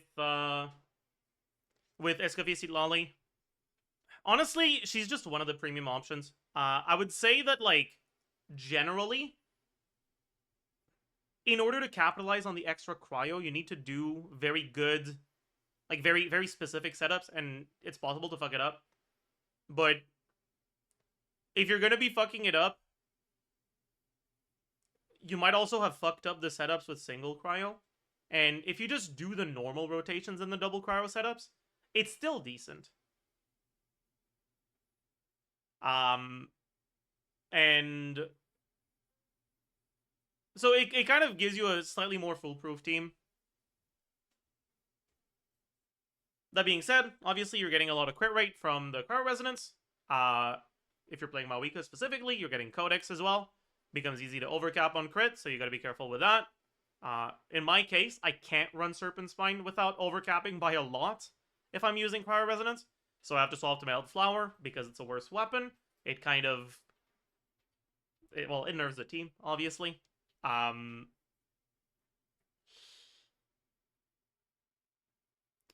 I would say that Escoffier, assuming you are capitalizing on the extra cryo in a relatively consistent way, is probably somewhere in between Chilonen and and Eons on C6.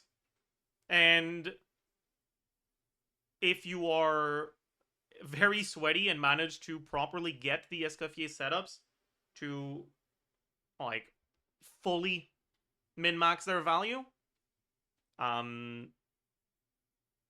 it's probably just on the same level as the Ansan. I don't think that's, like, particularly real. Like,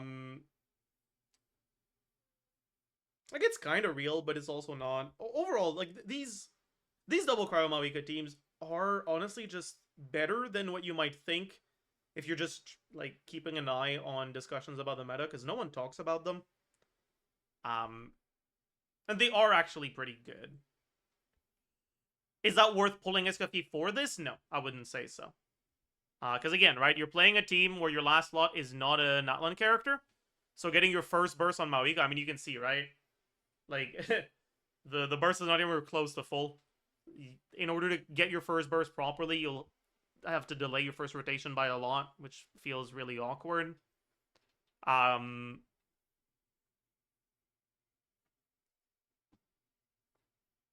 it is pretty good. So if you like Escoffier and you want to get her kind of no matter what, but you don't like SKIRK, will you be able to make use of Escoffier in other teams? Yeah, you will. Obviously, she's not the only cryo that works here. There are other cryo characters that can work. So how much value are you truly getting from Escoffier being here? Well, it's not that much, but it can still be alright.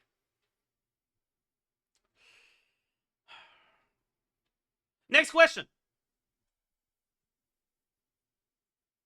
And yeah, if you're watching this on YouTube, you can probably notice the lighting has changed a little bit.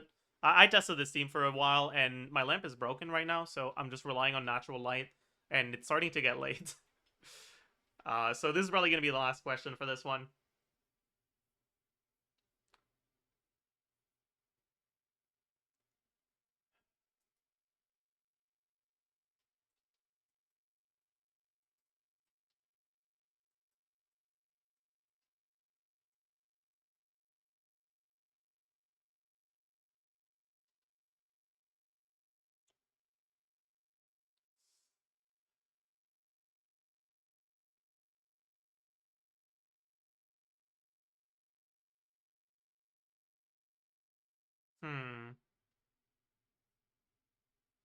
I want to finish with a banger.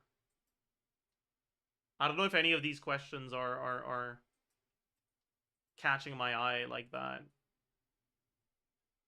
Is Kirk a fraud? Okay, that's too much.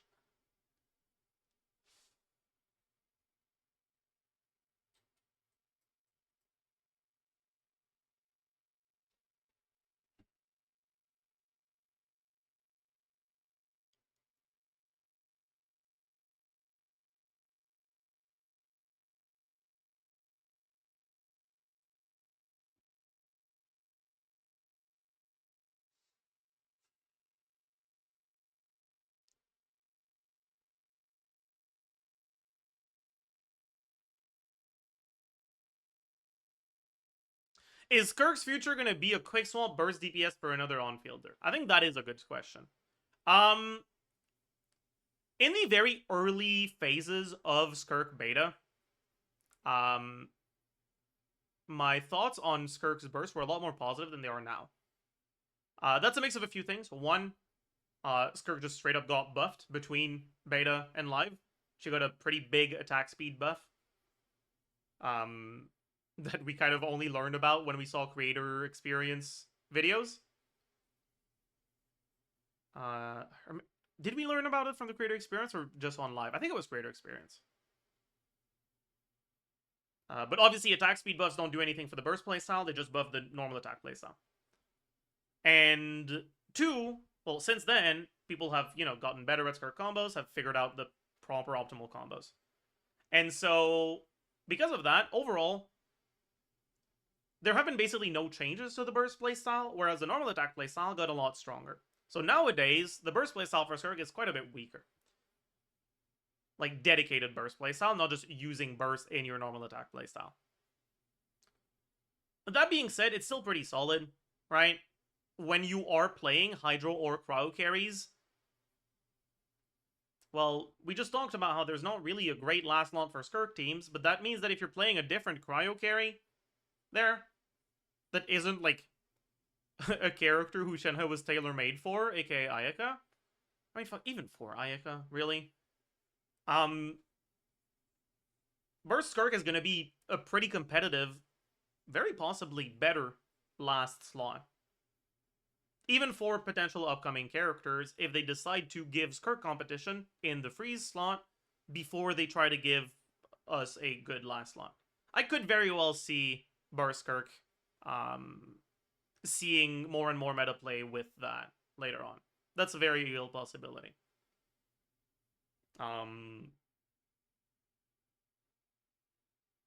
Burst SKIRK would actually be a great last slot for normal attack SKIRK if you could run 2 SKIRKs.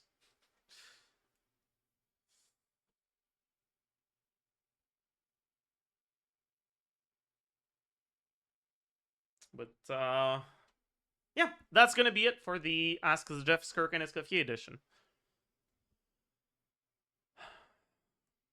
Honestly, SKIRK aside, I've really changed my mind on Escoffier's value outside of freeze lately. The Arlecchino testing I did a few days back with the Maoika testing I did additionally today, it made me realize that, like, double cryo is just kind of great. Cryo resonance is just really nice. So that's pretty cool.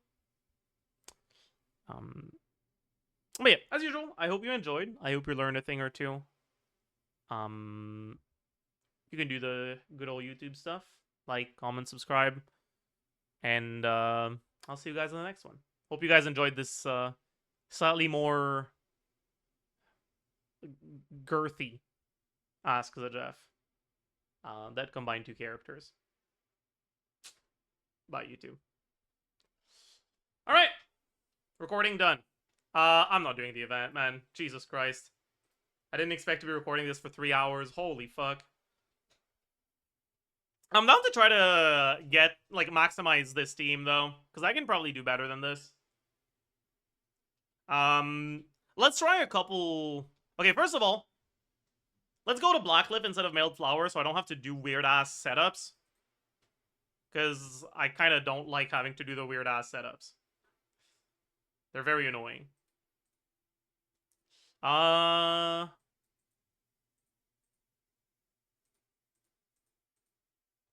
Blackcliff isn't bad, so it's fine. I have a bunch of EM already. Do I have a bunch of EM already? Is that true? Maybe it's not true. How much EM do I have? 187. I could get more, honestly.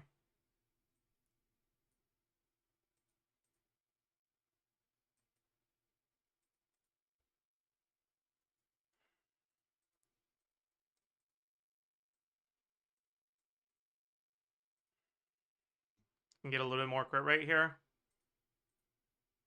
But not too much, so I can't really use this.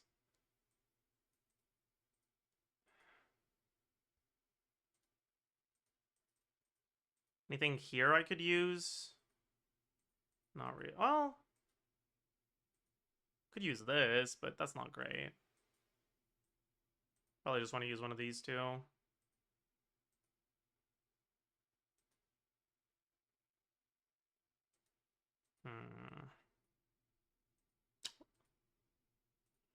Nah, I guess I just stick to this, except being a bit overcapped.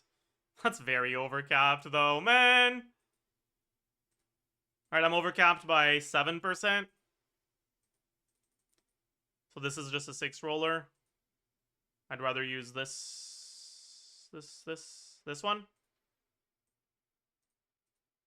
Yeah. 1300 attack is crazy. That's probably worse, actually. At that point, I'm probably better off on attack. on attack sands without Yansan like this. But we are getting more melt, so maybe not. Let's get the fighting spirit.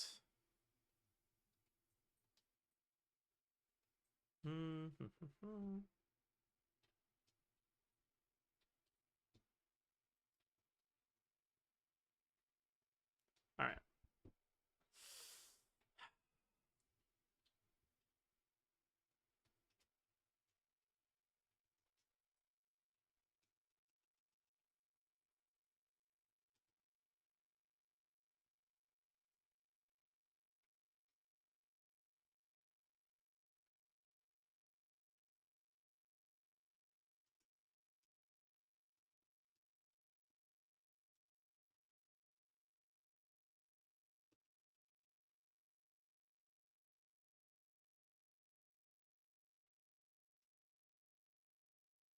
Oopsie. That was kind of ass.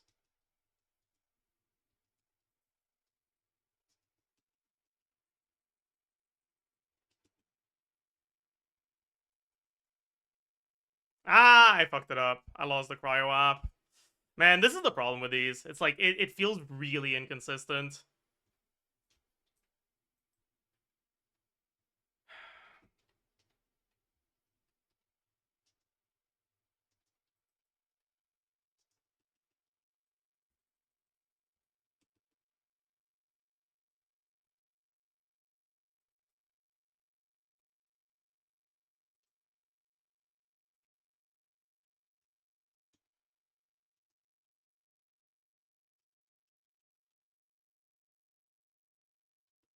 Ah, that was Omega late. We're cooked.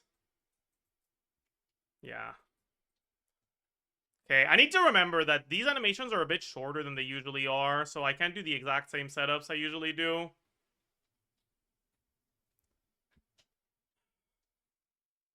I guess I could Escafie burst, but that can't be right.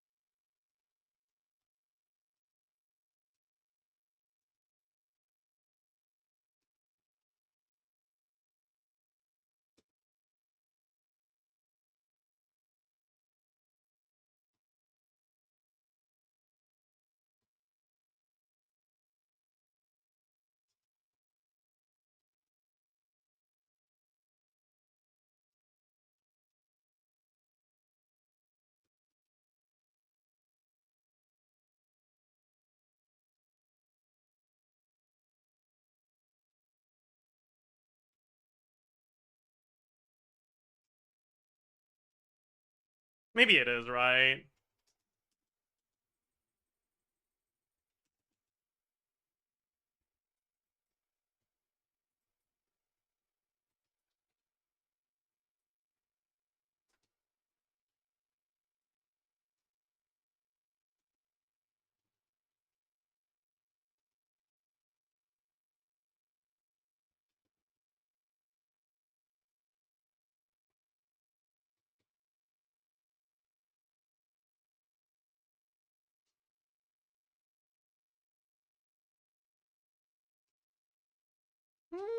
Maybe not. I'm not sure, man.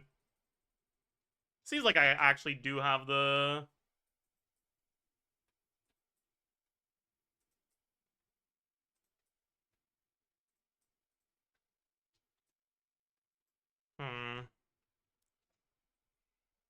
I think I just go back to Mailed Flower, though.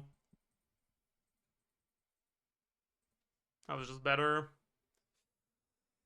Unlucky. It's fine.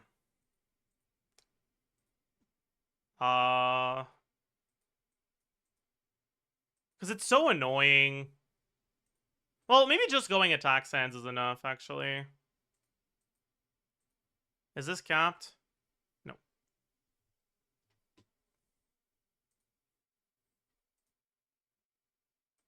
I assume this is still part of the vid? No, it's not. We're done with the vid. I'm trying to I'm trying to min-max the double cryo Maoika team now.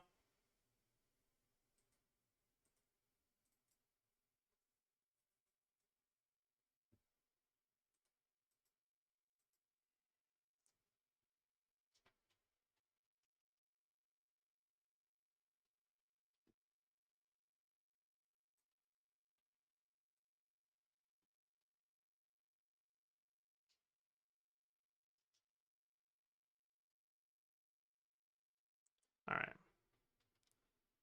Right, this rotation is gonna be cheating because we get the extra stuff. That's fine.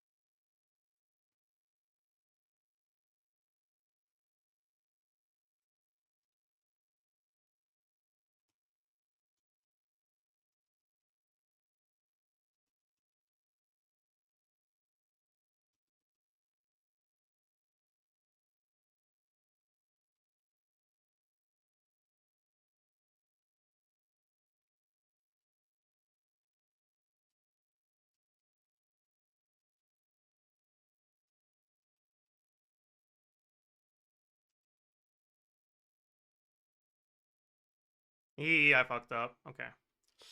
No, it seems very similar. Okay, I guess we go back to mailed flower. Man. Also, should we try something with the Onsan? Yeah, probably.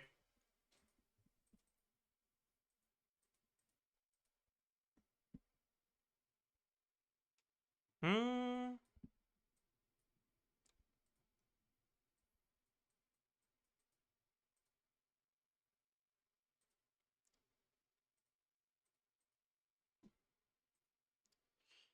Uh. Okay. The setup we do is probably supposed to be.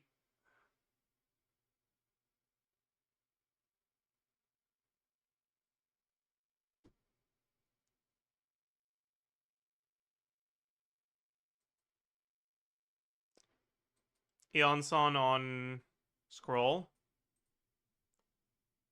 and Seed Lolly on instructor because we have double cryo, so it seems like we could probably get away with it.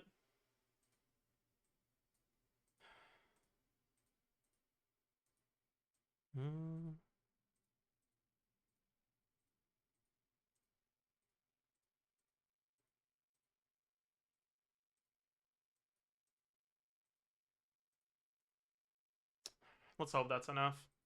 We do have double 5. It should be, hopefully.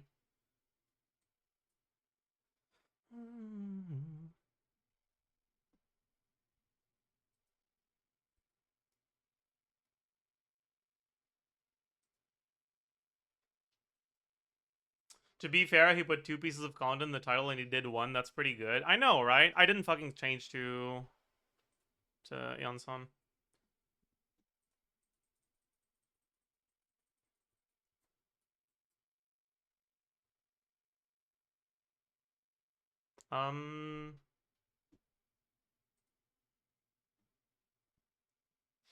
Yeah, so we absolutely need to proc the scroll on Eonson, so we're gonna have to adjust our rotations accordingly.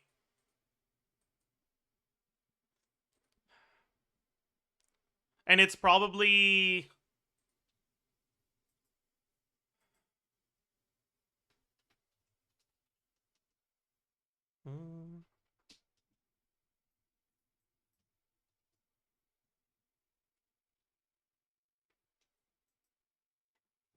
It's probably Maoika into Escoffier, right? I think.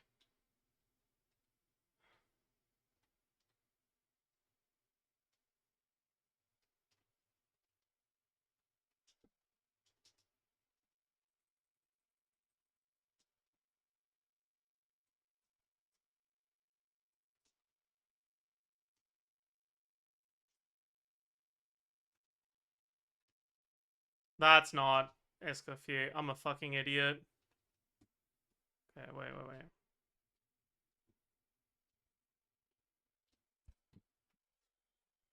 We might be onto something here, though. Problem is I'm not proccing the mailed flower here.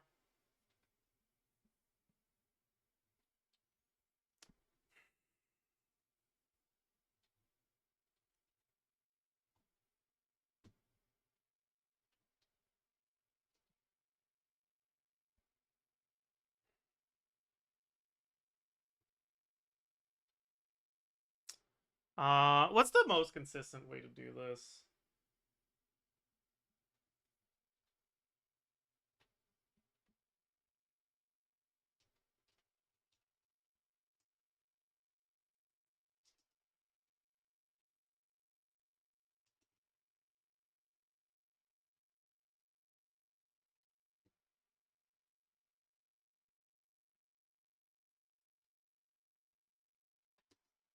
Oh shit, that's bad. I fucking dashed out so my E missed. Yeah, I should probably turn on the EM tracker. UI options, show EM stat.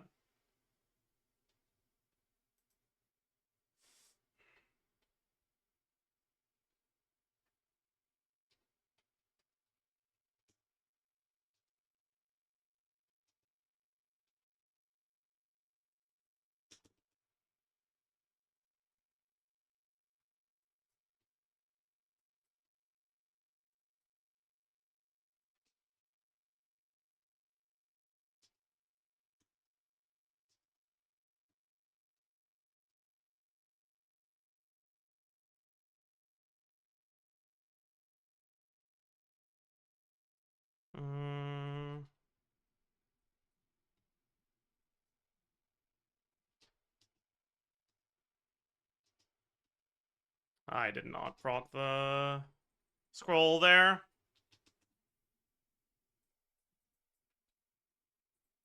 Yeah, and I fucking missed the melts. Okay, we're cooked. Okay,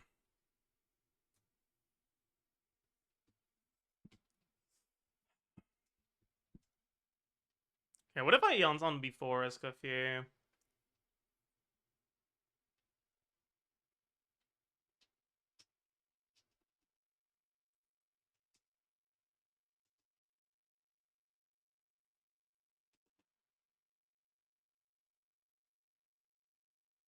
No, didn't work out there. The first rotation, or the first melt was a bit too early. The first power up, it was too early.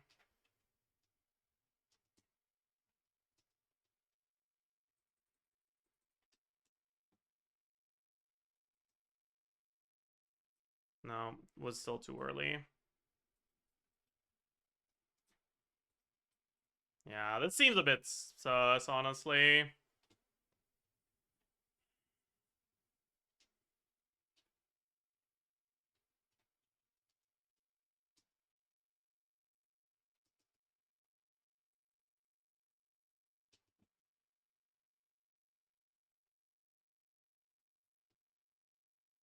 Yeah, I'm not getting my melts right now. I think I have to intentionally be a little bit slower.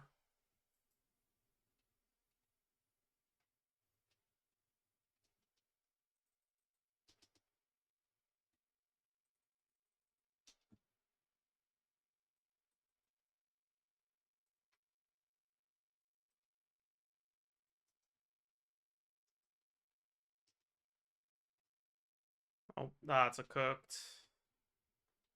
What am I doing? That's cooked. That's cooked. Oh, I need to get rid of this.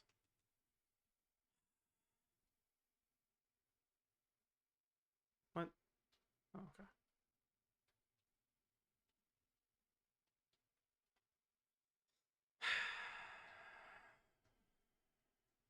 Okay.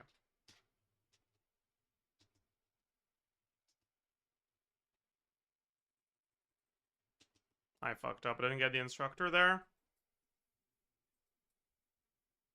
Okay, I do have a lot of EM, though, so maybe I just go Noblesse instead of instructor. So I don't need to proc the instructor.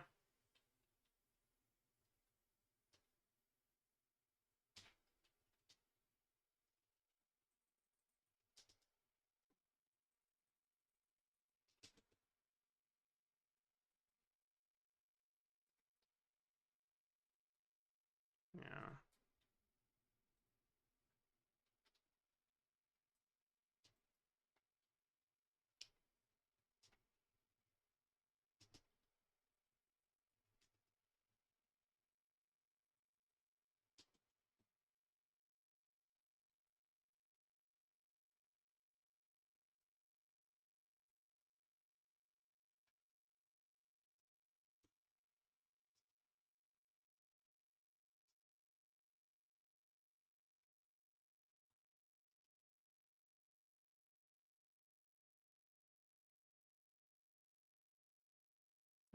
I'm not getting it. Damn.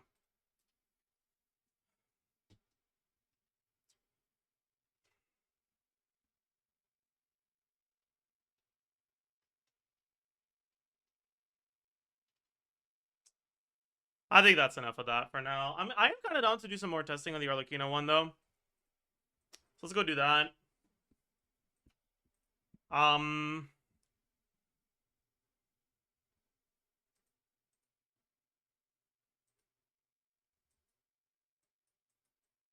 So Jade Winged Spear. Probably overcapped by a lot right now, right? Yeah. Crit damage circlet. We need to be at 85 at most. We can be higher than that though.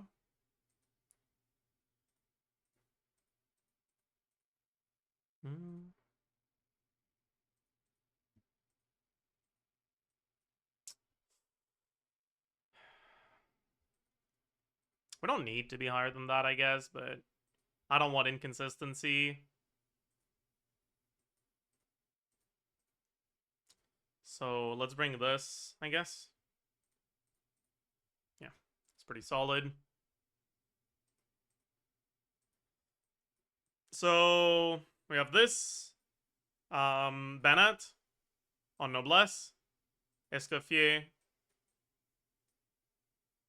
on TOM. And Sitlali not on Instructor. Sitlali on Scroll.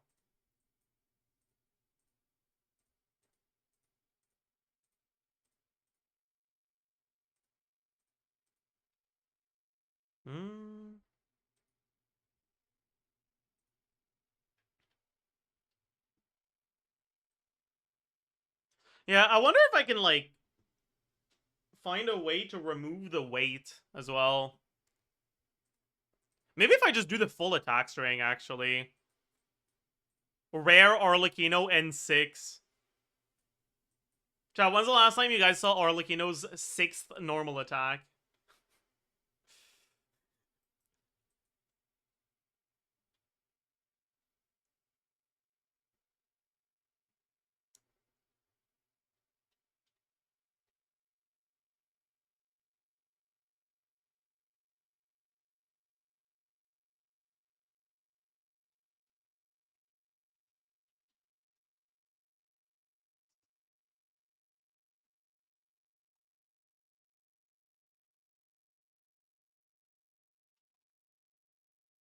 Fuck, I canceled too early.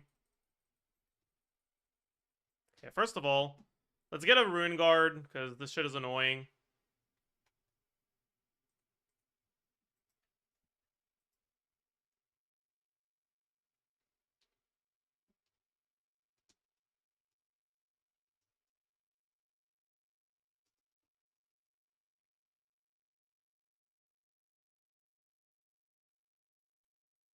Ah! I canceled it too early.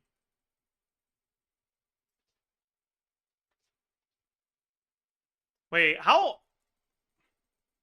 the end? It's not even that bad for the end lag. What if I just literally don't dash?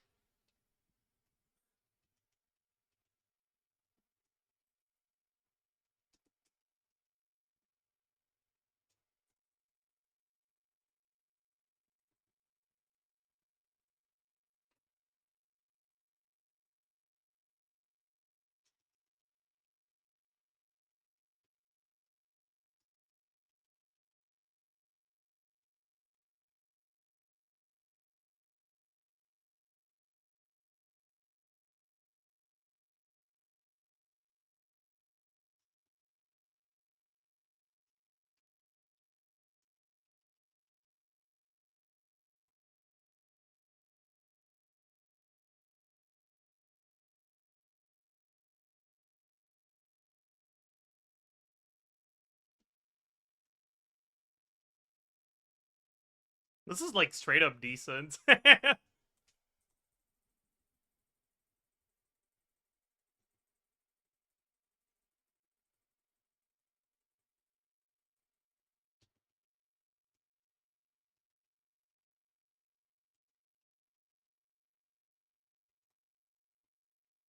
Ah, I missed the crit. Unlucky. Wait, how the fuck did I miss a crit? I guess it wasn't a melt.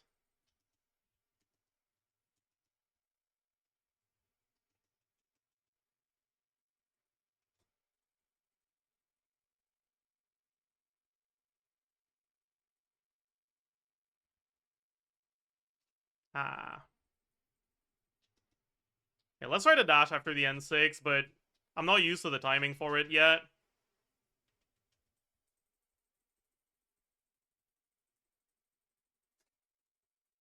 Okay, we did get it. Nah, it doesn't seem like it's worth it to dash after the N6.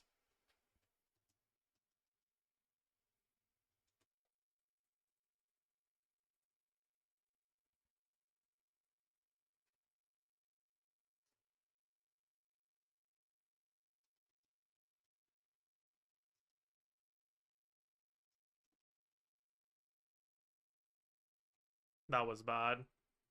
Yeah, we're cooked. I guess it's fine.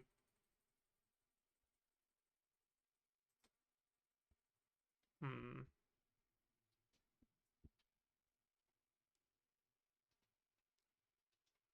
Let's do the other combo, the one I was doing last time.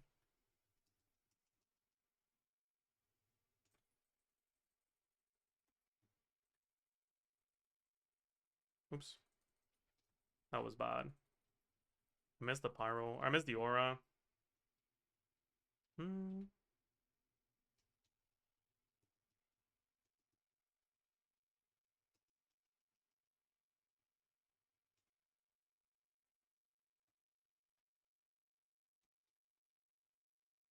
Yeah, I lost the aura.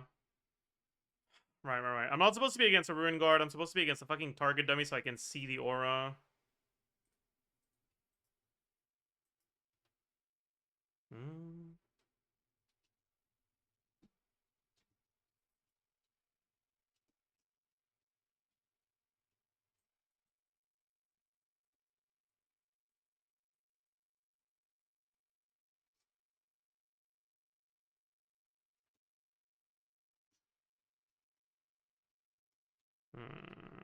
I don't think that's exactly the combo I want to be doing, though. Ah, fuck. Okay, I keep fucking canceling too early. I gotta stop.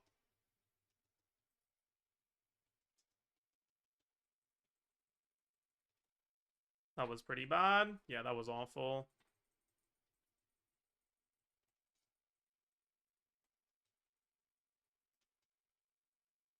Okay. Let's try that again.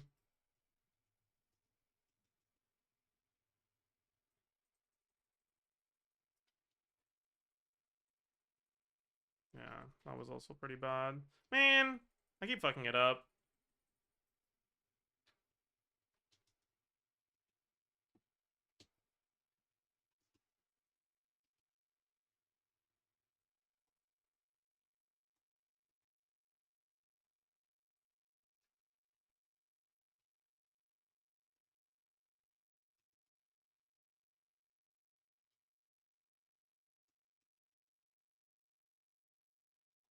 That was bad.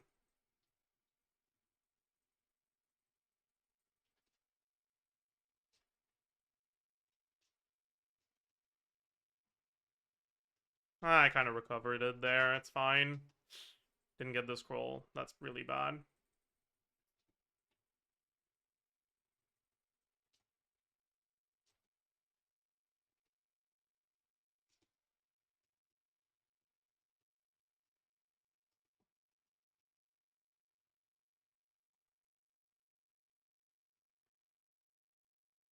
Yeah, okay, whatever. That's enough of that. Okay. It's okay. I think that's gonna be it for today, Chad, by the way. The recording was, Took a while. Let me tell the editors. Recorded AZ, SKIRK, and SKIRK. I'll post the banner review. Don't name the banner review how good are these characters? Fine. Fine, fine. Let's name it something else. How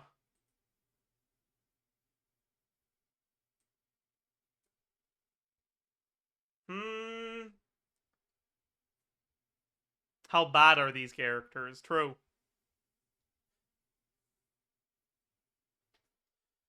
Essentially...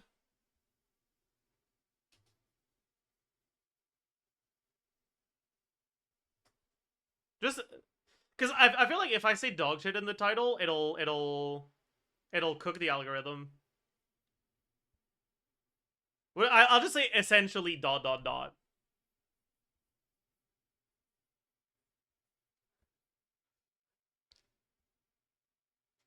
I think that's a good name. Alright. As usual, if you can find it through YouTube, it helps more the algorithm. If you're too lazy, I understand. Link in chat. So go watch it. Leave a like, comment, subscribe, and I will see you guys tomorrow for the actual event. We'll do the event tomorrow. We have to. Alright, bye-bye.